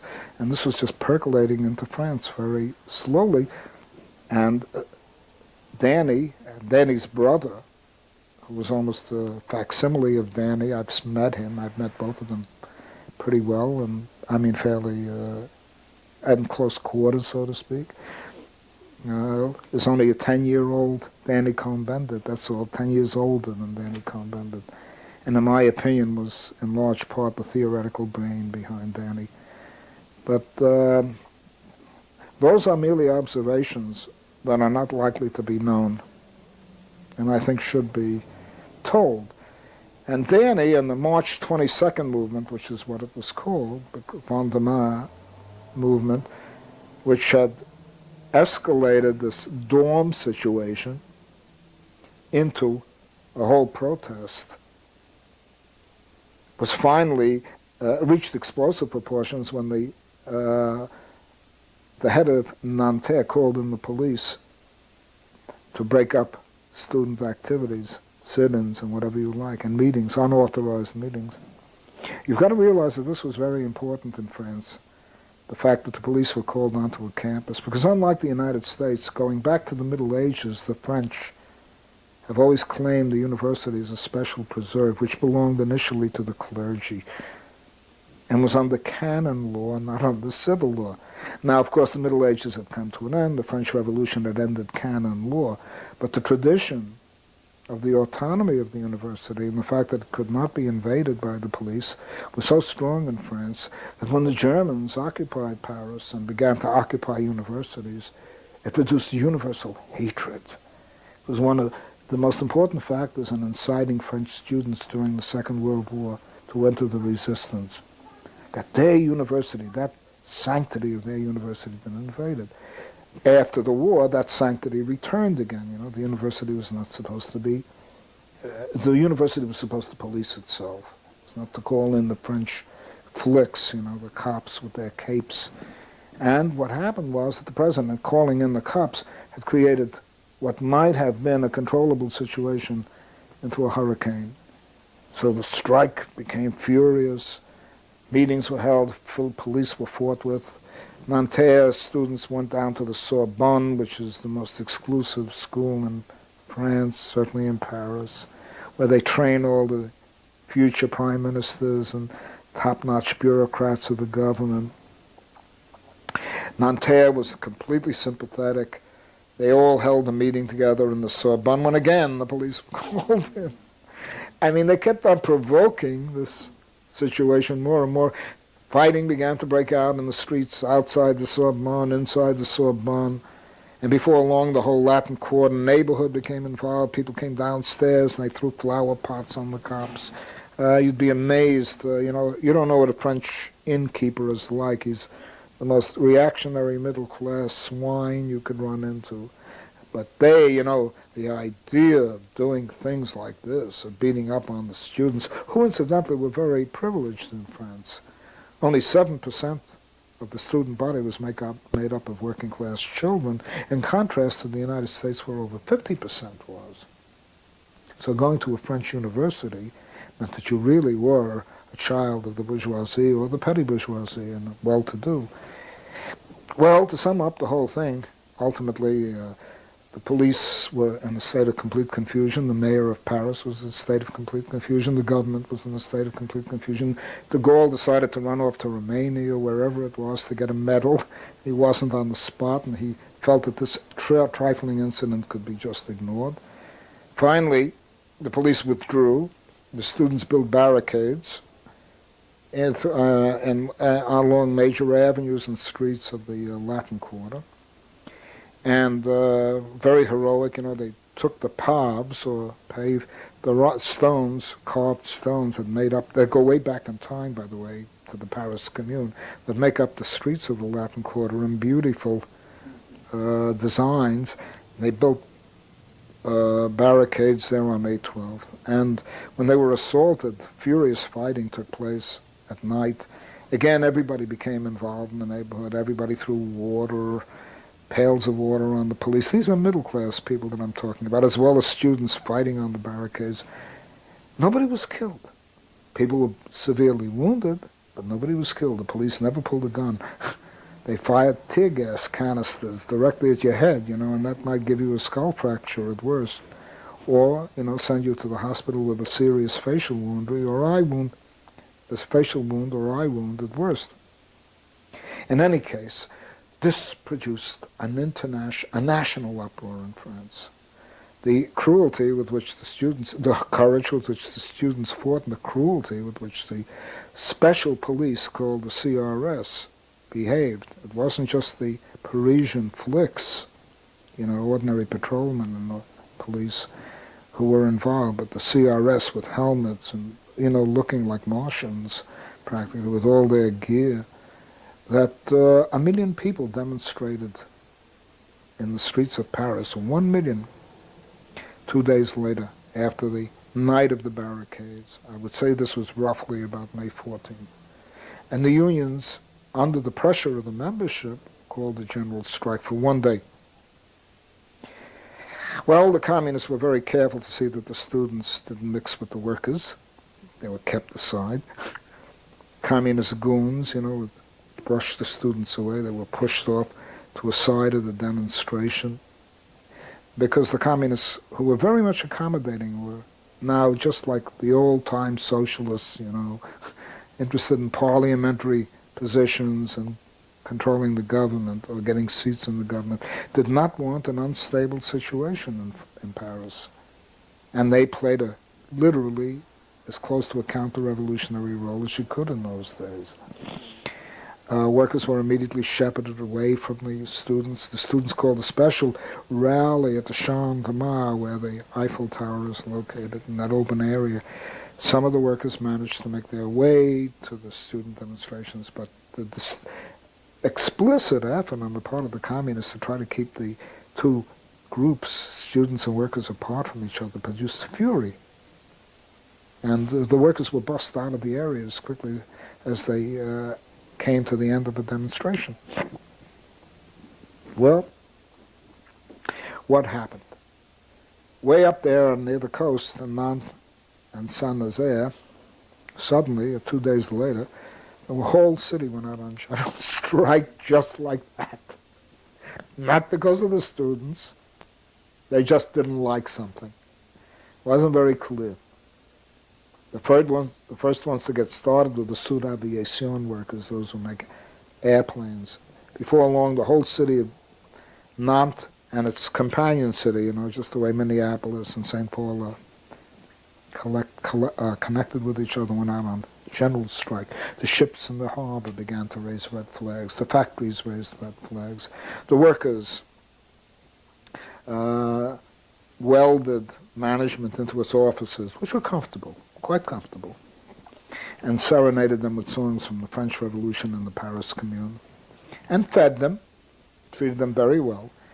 They kept the telephone lines open so that the radios could broadcast from the offices of the entrepreneurs and executives of Sud Aviation, who said, well, the students are treating us very nicely and so on and so on, but we can't go home. And there was that playful atmosphere. Farmers came in from the countryside with their, this is unusual, you see, because there was never any great love between the peasants and the workers, came in with their tractors and flying red flags.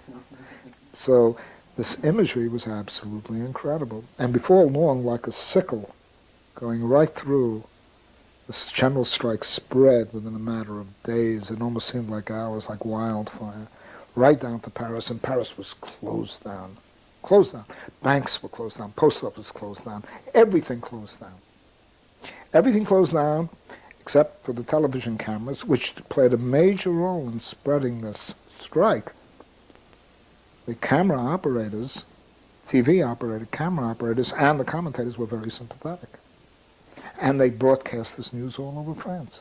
And people saw this shouting and striking. And how many people have not seen the movies of May, June 68 with students throwing Molotov cocktails or bricks and the CRS coming in on them and fighting and challenging and the melee and everything like that? So, a general strike swept all over the country. The communists shrewdly called out some of the workers in the industrial areas which they controlled so that their goons, could occupy the factory and the workers would go home, raise the red flags, and they kept the factories intact and kept the students from approaching the factory. You couldn't reach the workers there.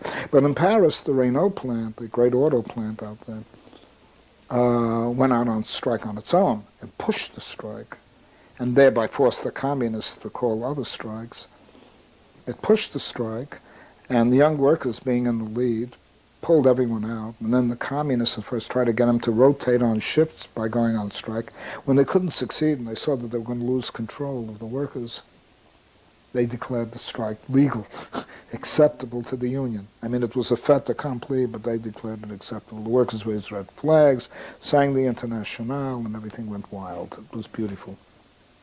In the meantime, communist hacks were putting up signs, beware of provocateurs, meaning the students, who may try to talk to you, warning the workers against agent provocateur.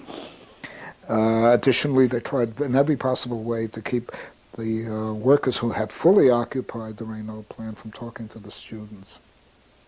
The students, in turn, just turned their part of Paris into a playground, removing fences from parks, and creating the most astonishing posters you've ever seen. And they would poster the whole wall of their faculties or schools, from roof down to basement, so that all you saw were the windows, and then you saw nothing but these posters that were being put out that were absolutely sensational. We take our imagination to power, be realistic, do the impossible. Society's a carnivorous flower. It's incredible. You know, we take our desires to be reality because we believe in the reality of our desires. I know who did that one. He was an ex-situationist who was a friend of mine in Paris in '67. And he had painted that onto a classical painting of, you know, a chevalier riding a horse in the Sorbonne, and that became very popular. So this tremendous sloganeering and poster art emerged everywhere. Finally, you know, things got really hot. The students made an attack upon the bourse, together with a lot of young white workers. I mean, white workers, Parisian workers, young Parisian workers, who were no longer playing footsie with the communist trade unions or the socialist trade unions. Trade unions were trying to keep the situation under control. And they kept on going to the workers and trying to find out what their grievances were. The workers would write up their grievances in cahiers, which goes way back to the days of the French Revolution, notebooks. And the grievances were vague. They were incredibly vague. We don't like the kind of supervision we get. We don't like the alienated atmosphere of the plant. You know, they weren't strictly economic. They were talking about the culture of the factory. They were talking about the systems of domination. And some places they actually called for outright workers' control. There was one plant that went out, made up of engineers primarily. I wouldn't call it a plant, more like a lab, that won everything it liked, and then after it went back, and when '68 came around, they went out again, and they said, we got everything we wanted economically, now what we want is workers' control of the plant, which was in fact very sophisticated, made up mainly of engineers and technicians doing highly complex technical work. The Football Society went on strike. They had a big banner. The football strikers, football players are also workers, and we are on strike in solidarity. You know, words to that effect. Red banners were everywhere. Bank tellers were out on strike. So people clustered around anyone who had a hand radio to get the news. Not a leaflet fell to the floor. Everybody passed out leaflets from one person to another. It isn't just the original person who gave out the leaflet. The leaflets just wouldn't hit the floor, so everybody wanted to read. Everybody got excited. Even the power workers, you know, who controlled the electricity in the plant, and the metro was closed down completely, the Parisian subway, would have brownouts just to show that they were in sympathy, but they wouldn't prevent the people from having light. So they'd have an occasional brownout, you know, suddenly the lights would dim and they'd go back on again. It was an expression of solidarity with the strike. The only ones who did not go out on strike were the printers of the radical, so-called radical party newspapers. L'Humanité, the French communist printers, didn't go out on strike so L'Humanité could appear. And the socialists and the this and the that and the whatever you like, they remained at work so that propaganda could keep coming out. Well, I couldn't get to Paris at that particular point because no airplanes were landing at all the airport. which is now called de Gaulle Airport, I take it. And I had to wait and wait, and both B, my first wife, companion, friend, had credit cards, which I didn't have. She was working as an academic researcher. And finally, the first break we could get was around, well, the events are called the May-June events. There was a lot going on in July. I mean, it isn't like you turned off a spigot. The communists managed, after several plays with the workers who refused many of the agreements, though at least the first agreement, they accepted the second. The communists managed to maneuver the workers back to strike in a very ugly way. The metro was the most striking example of all. They told one terminal line on the subway that another one had gone back, therefore they ought to go back. Then they'd go to the other one because the second one, which was really the first one, had gone back, and told them they had gone back, and bit by bit they got the metro working. Once the metro was working, more began to happen, and bit by bit the workers drifted back, and the strike came to an end. And also, of course, the communists got the CGT, got a lot of benefits, economic benefits for the workers. There's no point in kidding yourself. When bread comes to ideas, bread often takes over, where ideas, I think, should be more dominant, but then that is my attitude. I can understand workers, being workers. I didn't expect them to be angels. I didn't expect them to be demons. Ultimately, Danny Cohn-Bendit was kicked out of the country. The communists, by the way, in the most vicious manner, playing on his Jewish background. He was actually not born in France. He had come from a family that were refugees of Hitler and had German citizenship, not French citizenship. So the country expelled him as being uncontrollable or undesirable. That was one. And so another poster appeared with Danny with his big smile, saying, "Nous sommes tous indésirables." We are all undesirables. They picked up on everything, and ultimately the thing began to wane, especially as summer vacation began to come on. And I hate to tell you, students, and you must face this fact realistically, will not give up a vacation if they have a vacation coming. Very significantly, however, conflict still continued. And when I managed to get to Paris on July 13th, 2 weeks after the end of the May-June events, the place looked like it was occupied by an army. Paris was simply crisscrossed with blue buses containing these CRS men with these Martian-type uniforms. Cops were to be seen everywhere. Flicks were walking around with machine guns. It was incredible. And we thought that we had come, both B and I thought we had missed the main events. Well, to my utter amazement, on July 13th, the very night that before I fell asleep and got some rest and woke up again, bingo, the whole city exploded. And we went down to the Rue de Madeleine, I forgot the name of it, where there had been major street fighting in May and June. And sure enough, we got caught up in this CRS attack with all kinds of tear gas being thrown at us and being chased around by the police. We were caught among a group of Africans, and the police were very racist. Thereafter, I spent about 2 weeks in Paris getting news about what had happened. I wanted to report these events. And I wanted to report them from the bottom up, not from the top down. I didn't want to report them the way you would with the UP or the AP. I wanted to report them, directly as what I had seen and what I had heard. And I spoke to all the leaders, student leaders and the like, and got the most detailed imaginable reports, documents, papers, even all the back issues of L'Humanité and newspapers. And before long, I was loaded with stuff, went back to the United States, wrote it up and published a hell of a lot of it, some of which now appears, articles of which now appear in Post-Scarcity Anarchism, my book, my first, well, I would say my most important book of the 60s.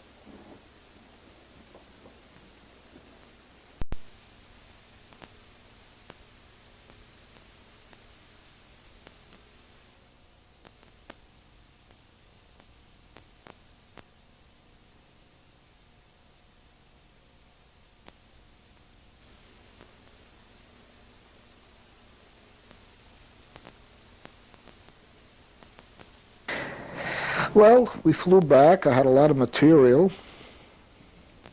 And in the meantime, things started unfolding. We're now well into 68. Started to unfold into an ever more divided movement. As I repeat, to use the word the movement by 68 is naive. You had several movements of the kind that I've already described, MOB, the radicals in general, then the radicals divided between the Marxist-Leninists, the anarchists, motherfuckers who I really think should be dealt with in a very scrupulous way, and the Trotskyists. So you had these major divisions. When finally, during all the assassinations that took place in 68 occurred, Martin Luther King, Bobby Kennedy, black uprisings all over the country, which did not directly affect us in New York City, by the way.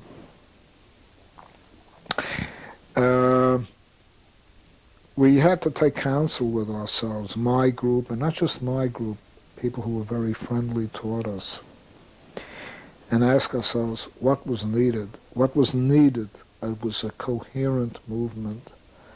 I don't mean monolithic. I don't mean one that wasn't divided into factions, but one that had a common sense of purpose. And above all, that recognized, and this was very important, that America was not any more than France was in a revolutionary situation. If we were not even in what classical Marxists would call the pre-revolutionary situation, we had yet to win the American people to us. The great majority either looked at us as crazy or well-meaning, or, depending upon which way you want to look at it, moving to the right, increasingly crazy and dangerous. Great demonstrations reaching 500,000 in Washington. But what did that mean when people went home and didn't do anything afterward? Okay, they just got themselves recorded on film and had their spree. What was happening? Was there a movement growing out of this that could change the society? And we knew that this movement would have to have stamina. This was terribly important, and that's why our study groups are important. It had to have staying power. And every movement was like a revolving door. People went in and out of movements. It was incredible. They went in and out of SDS the way people went in and out of a rotating door, you know. These doors that turn around. You didn't see the same faces at the same meetings sometimes. Nothing of an educational value was being developed. Everything was action, action, action, action, until the word action faction became the code word for describing where different segments of the so-called movement were going. Nothing deep. Everything was sort of skin deep. Nothing deep was penetrating into the minds of people. And it was very important to reach ordinary Americans who didn't understand what was happening. From their point of view, we were just the movement. The movement was throwing the whole country into chaos. And people wanted stability. They didn't want chaos. They weren't starving to death. The blacks were terribly deprived. And understandably, they wanted to get a part of the action, so to speak, economically speaking. But they were not revolutionaries. Workers hated us. They felt that we wanted to close down war production plants. There was a real conflict about that, just like in environmental movements today. They didn't want to see their various air bomber planes, factories being closed down. They didn't want to see war production come to an end. That was their bread and butter. And we were against the war that provided them with bread and butter. In the meantime, you know, the American army seemed to be disintegrating too. You know, officers couldn't rely on whether or not they'd get a bullet in their back or whether they were loved by their troops. Fragging, as it was called, namely putting a hand grenade in an officer's tent while he was asleep, was becoming more and more common, and we knew about that. Word was coming back about that. So, stated very bluntly, the need for a coherent movement was important that took full recognition of the way, try to find ways and means to communicate with the American people, and to recognize, unlike the action faction, that we were not on the point of a revolution, that we were not even near a revolution, that we had not even won the country, that people were puzzled at best and hateful at worst. And the object was to explain what the counterculture was trying to do, the utopian vision of communal living, sharing, of the free sexuality, of, as time grew on, the emancipation of women completely, of changing the whole workplace, giving it an entirely different meaning, of using the enormous wealth of America to satisfy everybody's needs and contribute in funding to satisfy the needs of the third world, to bring the war to an end, of course, but above all, a basic social vision. And we were stressing ecology at a time when ecology was an unknown word, that we being the anarchos group with which I was working, it was turning out this magazine. And we issued these statements. So we had to fight almost everybody in the movement. Why? The motherfuckers went crazy altogether.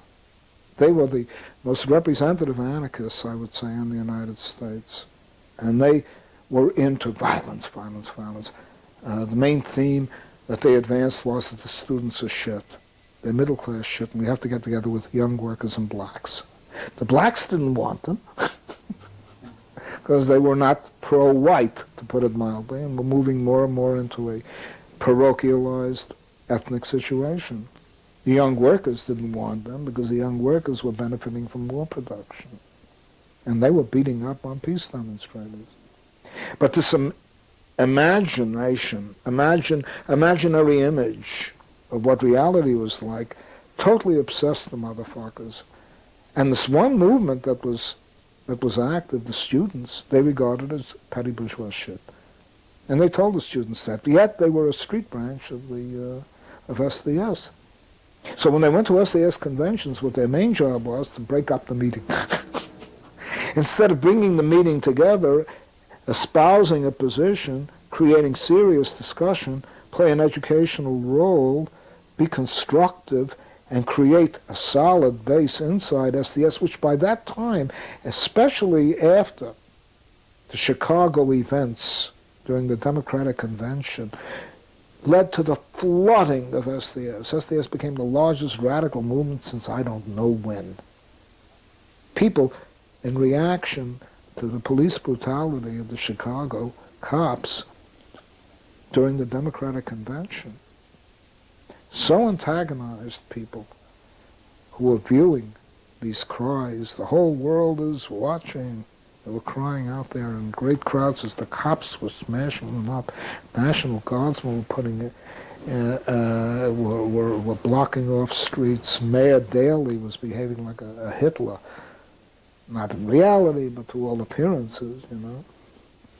So SDS was the place to be. SDS had to be saved. SDS had to be given a sense of direction while all these factions were eating away at it, and most of them, incidentally, even themselves had no sense of direction. The Maoists simply wanted to gain members out of SDS.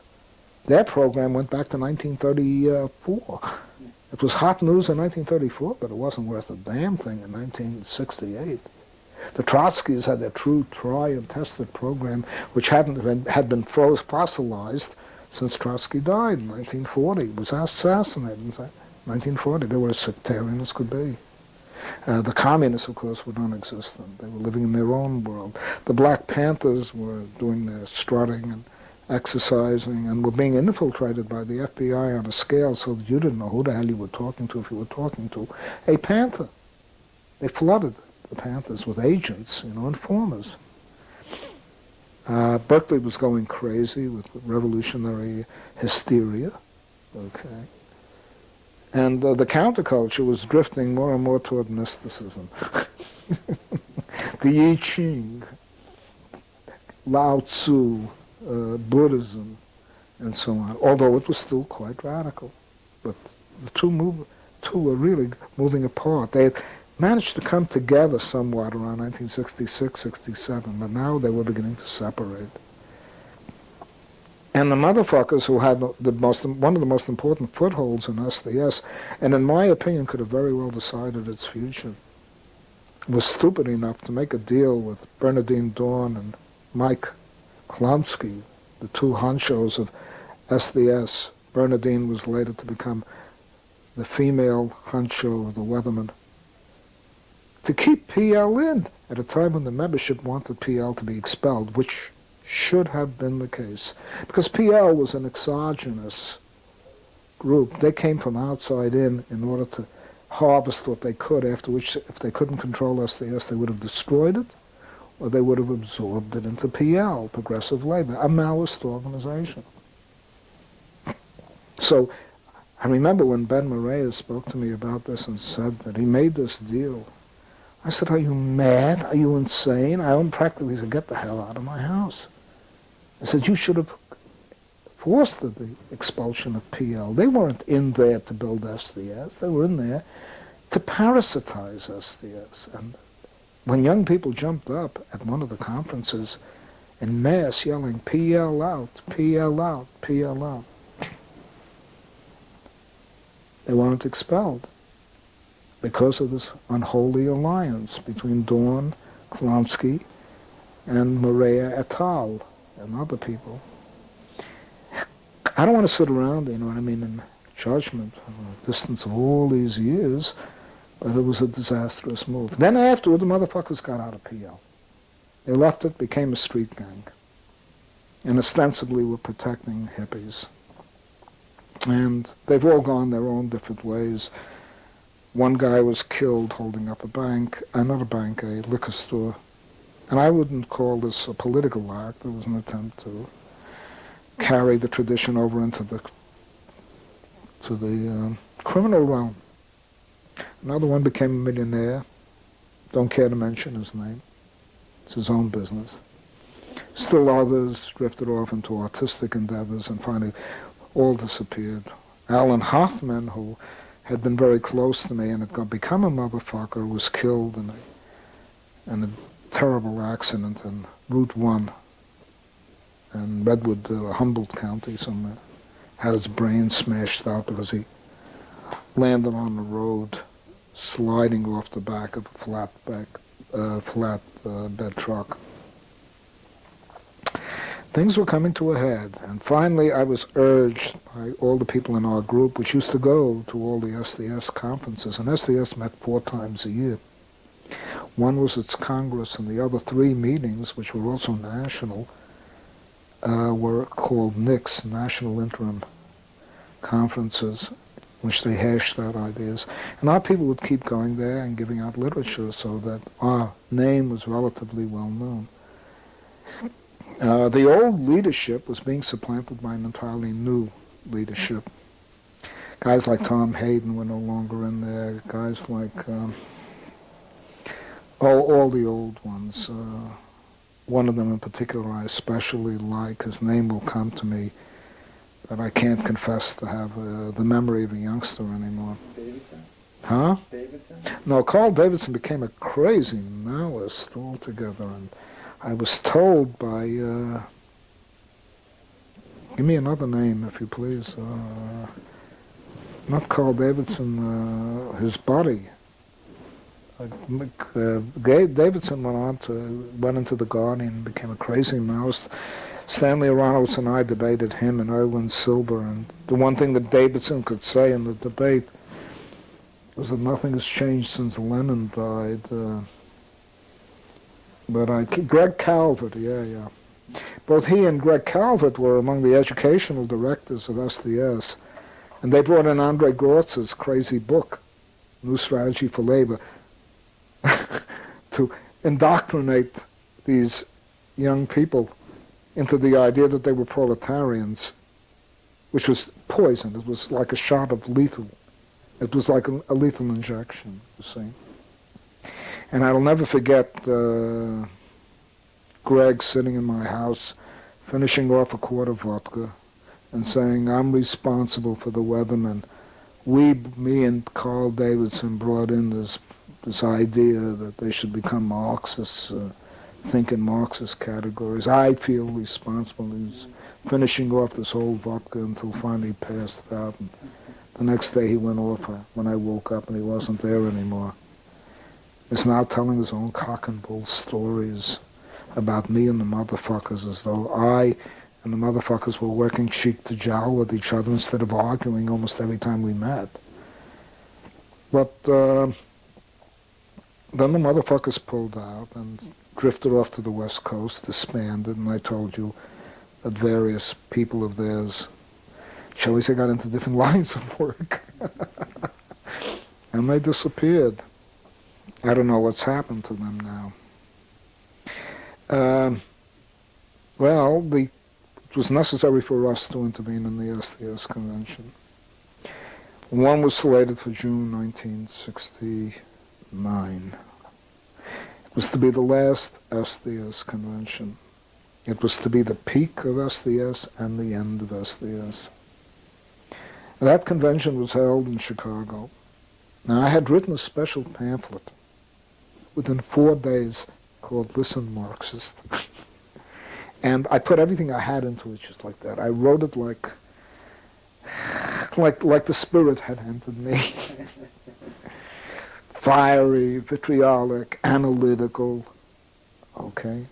Using Marx against the Marxists, everything, explaining what the anarchist approach was. And it was really a tempestuous pamphlet. And we had a very dear friend of ours, Jim Lanier, who I shall always look back with love and affection. He was almost a hillbilly from North Carolina, had come up north, and who became an excellent printer. He had printed a leaflet of ours in 1954 called Stop the Bomb, the one that I wrote, that I told you about. And he was working at that time in a major university whose name shall remain unknown, which had a big kind of newsprint type of press, the kind that you would expect to find, I guess, in the Daily News or the New York Times, huge rollers of paper and everything. He took the pamphlet, and I designed a cover for it with a picture of Marx, Engels, Lenin, and Mao, and Bugs Bunny right in the middle eating a carrot, and said, "Listen, Marxist." And I didn't put my name on it. I just said the anarchos group.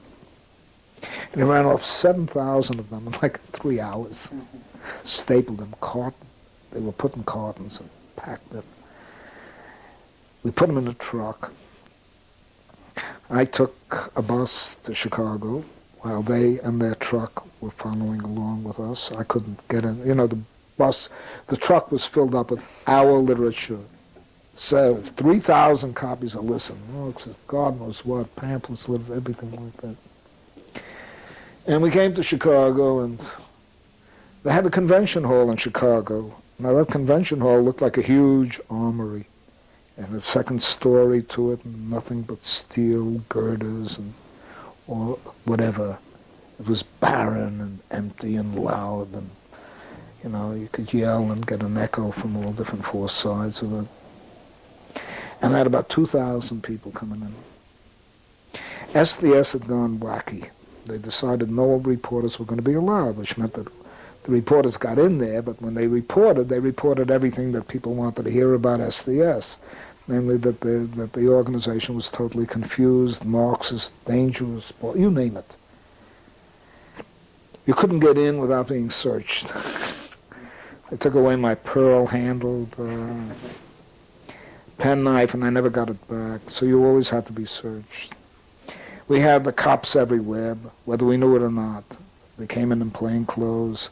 The immigration service came in and was looking for people who were Europeans whom they could pick up and kick out of the country, and a couple of them that I know were kicked out. They had reporters, of course, and the whole place was wired for whatever they wanted to hear. And they had cops with cameras, plain clothes, patently patently police agents who were out to get your photograph. And this is a very common thing that happened. I had people draw up to me, not in Chicago, but in New York, and take a photograph of me and step right back into a car again. Well-dressed, nattily dressed like FBI agents. So, we laid out a big table. We got the support of the industrial workers of the world, the old headquarters that go way back to before the First World War. All along the way were the old bookcases with glass covers on them, mahogany, the old banners, the old pictures, but it could seat easily about 300 people. And we started giving out our literature. Now, Abby Hoffman and Jerry Rubin had shown up at our faction meetings in New York. Me and Abby got along in a very strange way. We interacted a hell of a lot in different ways. And there's a story to be told about that, because there's a whole mythology about poor old Abby. And he and Jerry Rubin came up to our meetings, which were held in B's apartment, my former wife's apartment, in University Heights, by the way, down by NYU, New York University. And whenever he'd walk in, there'd be a whole trail of about 4 or 5, 7, 8 people, half of whom looked like cops. I'm not joking. Half of whom looked like cops. And they'd sit themselves down and we'd start wondering, what the hell should we talk about with these people who were quite likely to be police agents? So we'd carry on our conversations in a more desultory fashion, although we had nothing really to hide. I mean, we were out in the open. It was a very strong policy of mine not to get involved in the crazy escapades of the 60s. So we had nothing to hide. And Abby would be coming up there. And finally, when we got to the convention center, and Jerry, there was Abby and Jerry giving out our leaflets, and we drew up a document, the Radical Decentralist Project. And loading our table up with Listen Marxists and with our Radical Decentralist Project, we decided to run candidates. And among the candidates I think we ran was James Miller, the guy who has written The Passion of Michel Foucault and the stuff on the Port Huron Statement.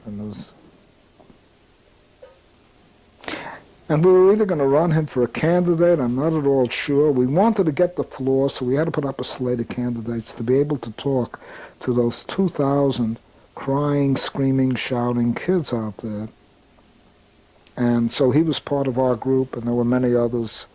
And bit by bit, as people began to get Listen Marxist, they started coming up to us and telling us what a terrific pamphlet it was, especially the next day of the convention.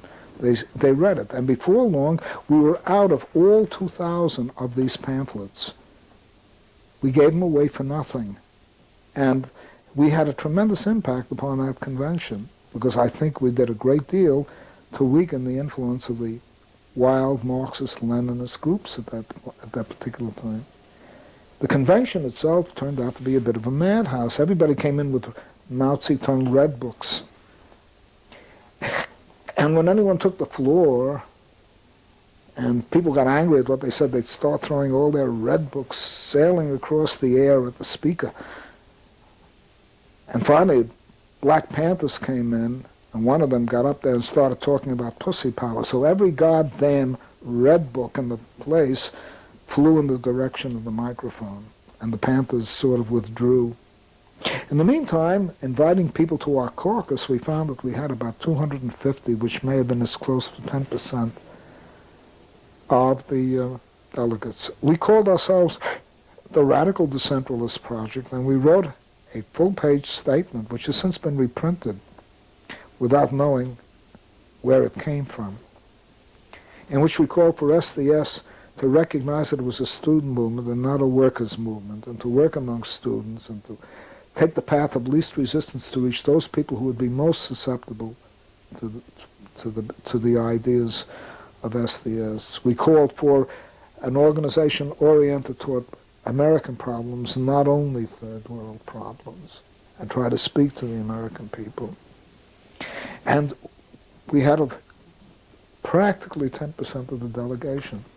Now, if you read most books about SDS, you'll read that there was the Weatherman faction, which was RIM 1, Revolutionary Youth Movement 1. And you'll read about another faction, Revolutionary Youth Movement 2, which I couldn't quite separate in my mind from RIM 1, but Mike Klonsky, who headed that faction, went into the Communist Party, and they dissolved. RIM 1 later became Weatherman. And then you'd hear that there was PL, Progressive Labor. So you know of only 3 factions. And of course, Kirkpatrick Sale, who's about as reliable, you know what I mean, as a butterfly, and who never had been, to my knowledge, in SDS and was mainly combing through documents. His book was utterly dead in terms of conveying the life of SDS, its vitality. It's one of the most vital radical movements to appear in the United States. Reads like a deadpan dossier. And all he knows is that my pamphlet was there. He doesn't know that there was that other faction, the Radical Decentralist faction, which was meeting in the Industrial Workers of the World Hall, called the Radical Decentralist Project. And we had a whole bunch of candidates we were going to put up so that we could give our position and argue our position. That was the only way we could do it, by running candidates, argue our position before the membership of SDS, and see if there were any rational people who would break away from these crazy dogmatic sectarian groups in which middle-class white students were pretending to be black industrial workers, which they were not. Well, finally, we heard suddenly that while we were still holding one of our meetings and we didn't think anything was happening up at the IWW hall, we heard that the Panthers had come back again, and they demanded that PLP be expelled. And bingo, the convention was thrown wide open. When we came back the next day in the morning, went through our usual search and came in there, we found that there was an adjacent auditorium hall at right angles to the big giant convention hall. It formed an L. And we were in the long part of the L, and there was the short part of the L, with great big fire doors that could be opened and closed. And the fire doors were partly open with 2 squadristas, you know, searching us and asking us our credentials. They wouldn't let anyone from Progressive Labor in. Because what Progressive Labor had done, to my knowledge, and to the best of my recollection, is that they had bussed in ordinary people to pack the meeting in order to take control of the organization. And they were organized in squads where a real valid PLP member would tell them what to do, to yell, to scream, to sit, to shout, to vote, to whatever to do, while the others were innocents who had been taken in by this idea of a worker-student alliance and did not fully understand the extent to which PLP, this Maoist organization, was controlling them. And I knew about tactics like that back in the 30s when the communists used to do that. We did, I'm ashamed to say, but then I was a kid. I was younger than they were in that convention. I was a teenager, or even earlier than that. So I was admitted into this new convention hall, and that was filled up. And Jeff Jones, that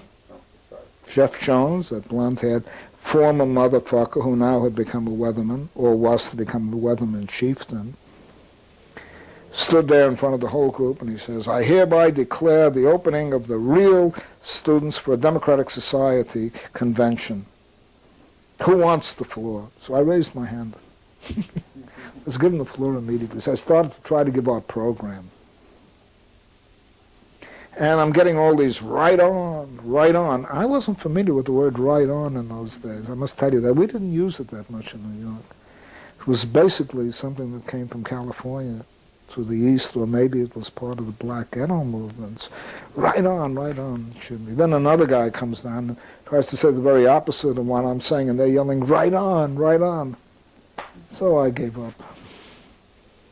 I knew that there was nothing we could do except organize an alternative student movement. What was the basic line behind your talk? The basic line behind my talk was basically that we did not have the support of the American people at this point. We had to win it. We had to go through a whole educational campaign to try to win Americans over to our ideas. We had to know what our ideas were, clarify them. I tried to give a libertarian thrust to the ideas. We're anti-authoritarian. I tried to point out we had to deal with a wider range of problems than just the war itself, important as the war was, which is not to deny the importance of the war, and that we had to give a vision.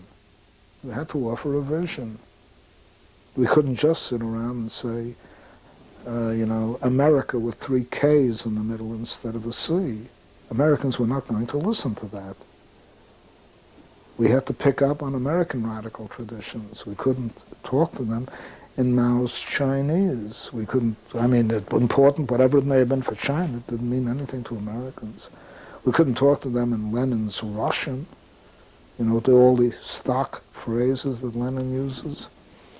Understandable in Russia at that time, but not here, 69, in the United States. And remember, Nixon had been elected president of the United States in 69. We couldn't talk to them in Cuba's Spanish, maybe to the Spanish. They wouldn't have liked Cuba anyway. We couldn't talk to them, many of them were exiles. We couldn't talk to them in Marxist German. It didn't mean anything to talk about the hegemonic role of the proletariat. What did that mean? Our real place, if they were a student organization, was on the campus. And there were campuses all over America, I argued. There are 7 million students, college students in the United States. SDS chapters on many of these college students on many of these campuses could reach out to the most remote parts of the country that we couldn't even reach out to in the 30s. And that became very clear later on, as you'll see. I got nowhere. I hung around Chicago with our group, and we went back. And then we decided that we would call, as soon as possible, another convention. We had a lot of names of branches, SDS chapters throughout the country that were interested in coming. As far away as Mississippi, California, Maine, you name it. And we arranged it with one Jerk, who was in our group, who's basically an administrator, to set things up so that if the SDS convention, which fell apart in June '69, came to its final end, bringing SDS down completely. Because once the Weathermen decided to go off on their own, Rim 1 and Rim 2 going in different directions, PLP was finally isolated. It was left to itself. So an arrangement was made to hold a conference in the summer, I think around the August, only 2 months later, at Black River, which is a camping area and state park in Wisconsin. We had very good friends in Madison, Wisconsin, who were prepared to help us. And I remember even talking at Madison at that time to students. And I think I helped at the founding conference of a group that was calling for Progressive Science Organization. I forgot the name of it already. My stuff was being printed. I'm speaking only of myself. It was being printed in the Madison's college paper, which is a daily. And so we were all set to go, say, give or take 80 miles north to Black River in Wisconsin from Madison. And when we got there, we had a camping ground. Well, I would have wanted it indoors so we could meet. We didn't have it that way. A big tent was erected to accommodate X numbers of people. I don't mean a little one. I mean a great big canvas circus type tent. Somebody flew up a black flag for what that was worth. All we needed was for the police to see it. We would have been kicked out of the campground. We tried to form a conference. We sat around in the usual circle, hundreds of us, I would guess. And we started a discussion. And that unstructured phenomenon is deadly. Because everybody went around, didn't want to, each one had his or her own agenda. So you'd say something, and that something required a response. You didn't get a response. Somebody would say something different, and somebody would say something different, and before long, 50, 60, 100 different things were being said, none of which were responded to, so there was no dialogue, there was no working out of anything. In the meantime, the Chinook, who had organized this logistics for this conference, had his own agenda. He was being influenced somewhat, I would say, by the Situationists, and he believed in expressing sensual desire. Got to know what a problem that is, because we've got it running in the so-called anarchist movement today, the lifestyle anarchists, no organization, no program, no politics, express your desire, R.D. Lang, Wilhelm Reich, the erection is all that counts, more important than the clenched fist. Through desire we will transform the world, through art we will transform the world. He himself, by the way, was as stiff and as wooden as could be. He'd been trained as an engineer. And he was calling people away to call his own little conference on desire, which probably would have led to a sexual orgy if he had his way. And I began to see people fading away. And before long, I couldn't make out what the hell was happening. After going through some more shenanigans like that, I finally fractured my foot. I was running down a hill, and I fractured my ankle. It was just one of these twists that really broke it. And thank God, as I began to sense what was happening, I got the hell out of there. And many of the serious people there were terribly shaken and disappointed and went home. Black flag and no black flag, if you allow me. And still further, I now had to get a cast put on me. I had to go home by plane. I got the hell out. I wanted to get out. The other guy who started this little sub-conference of his own based on desire took off for California, and I wasn't to see him for years. It's typical of the kind of situation one began to run into in the 60s. So,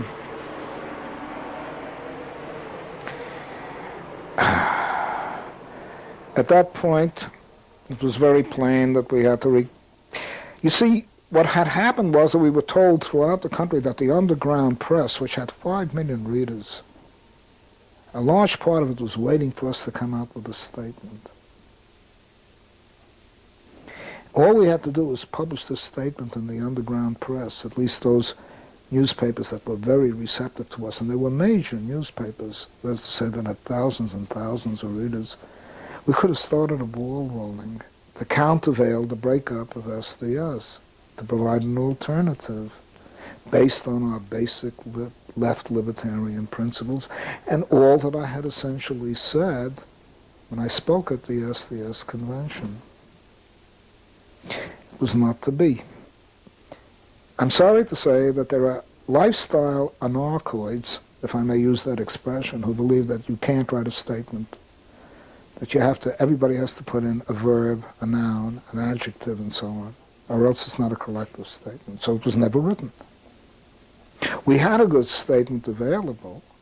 It was the anarcho statement of our periodical. It could have started out, well, who we are, what we want, what we stand for. And all done just add a few lines on saying we offer an alternative to the breakup of SDS. We could have called it the Student Libertarian League. Students for a Libertarian Society, right? The word libertarian as yet had not quite acquired the enormous right-wing proprietarian connotations that it had. The word libertarian had been invented in Paris by Élisée Reclus in the 1890s. It belonged to the anarchists, not to the proprietarians.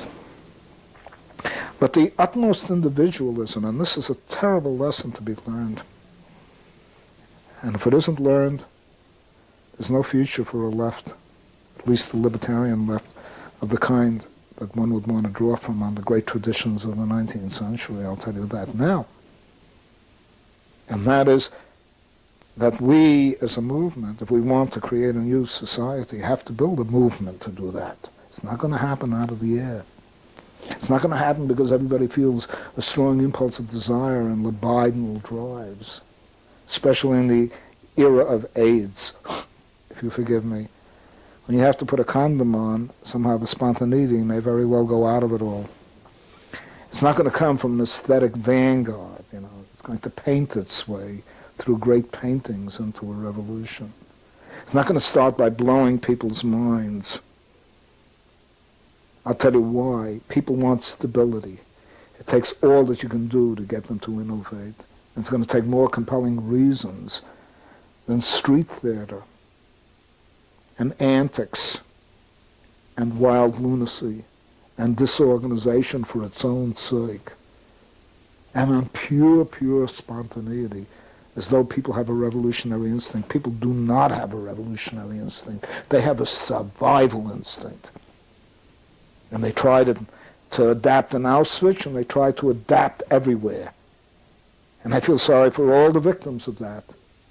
But still, people try to make out before they actually begin to change. And it takes some kind of stimulus, intellectual, organizational, to get them in motion and to give a sense of direction to what would otherwise turn out not to be an insurrection or a revolution or anything you want, but that would turn out to be a genuine historical change. And this, I don't feel in any way countervails my libertarian views. The Spanish anarchists were organized right down to their toenails. They didn't make mistakes because they were organized. They made mistakes, in my opinion, because they weren't educated. See, they were super military and militant and very well organized. But the intellectual level, the theoretical level of the Spanish anarchist movement was basically that of what? Land, peace, and bread? Or, you know, all power to the confederations?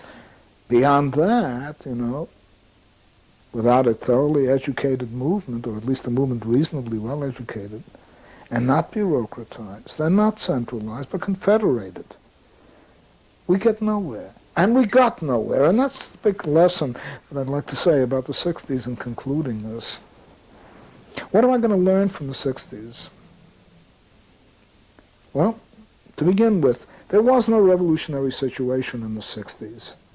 There was a chance to change people's consciousness. And one of the most important tasks would have been to try to change that consciousness, and to do that with a movement that would educate. And that consciousness had to be changed in a way that was critical. Critical. In the sense that it was critical of the society, of its institutions, of its irrationalities. There had to be a recognition on the part of radicals in the 60s that they had a long task ahead of them. It was not going to happen in 6 months. You know, the biggest thing that I encountered among the revolutionaries, quotes, close quote, in the 60s was the idea that the revolution was going to take place in 6 months. Ben Morea once sat down and told me we've got 20 million blacks. Like hell he had 20 million blacks. We have 40 million poor. Like hell he had 40 million poor. We have 7 million students. Like hell he had 7 million students. And so on until he practically counted up the whole population. And I said, well, why don't you have the revolution already? I said, you got more people on your side than there are in the United States right now. Who's left to fight you? Nixon or at that particular point Johnson? And that kind of absurdity existed that we have. Blacks were fighting, as understandably they would, for a better life for themselves. They weren't fighting capitalism. Only a few were. The Black Panthers made fools of themselves, ultimately. I'm sorry to say that, but half of their membership or leadership was made up of FBI informers. We now know that. The Trotskyists were living back in 1930. They were living back in 1917. And the Maoists were just going nuts altogether and quickly became right-wingers in many cases. So there was a hell of a lot of theater,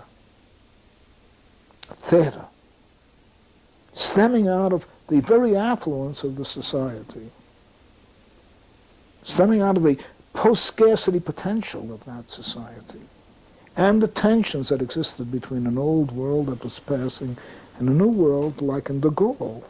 was coming into being. And that tension produced the crisis. With that opened an opportunity to provide an educational experience with the American people that in time, long time, well beyond my own lifetime, and I was much younger then, obviously, by 20 years, could have led to a genuine left. Instead, it was frittered away in theater. Theater.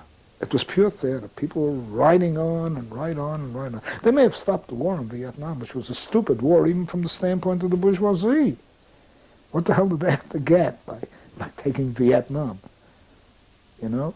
That wasn't the point. They had to prove their prestige, that no little so-called two-bit country in Asia could challenge America's superpower.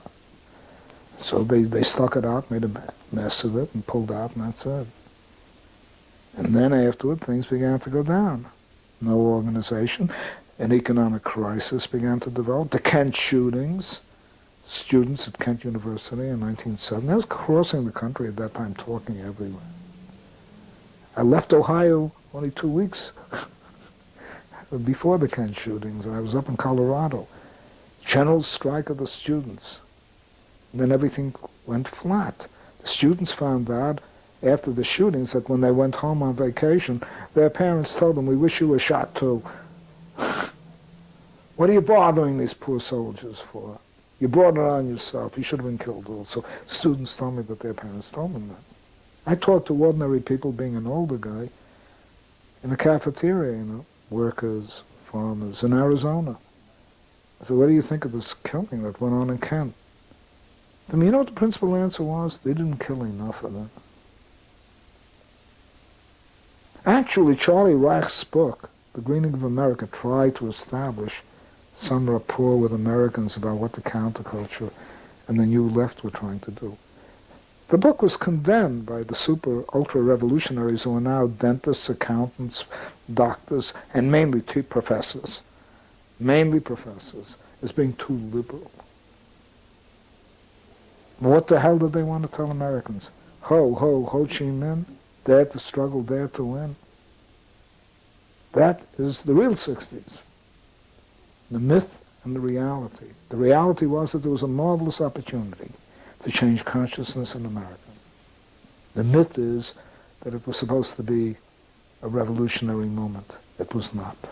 Whether in France, Germany, or most clearly in the United States. And I want to tell that to people because there are lessons that have to be learned out of that. The need for organization, the need for education, going right back to where we began, the study group. And the need to change consciousness. And to have the right consciousness. And to have organization. And to be prepared, as a teacher would with a student, to provide leadership, not to manipulate, but to show a sense of direction. Without that, the left will be dead. And for all I know, looking back over time, in all the years that I've been in the left, I don't know what the future of the left will be, and I'll never know because I'm too old to find out. That's it. Or as Bugs Bunny said, that's it, folks.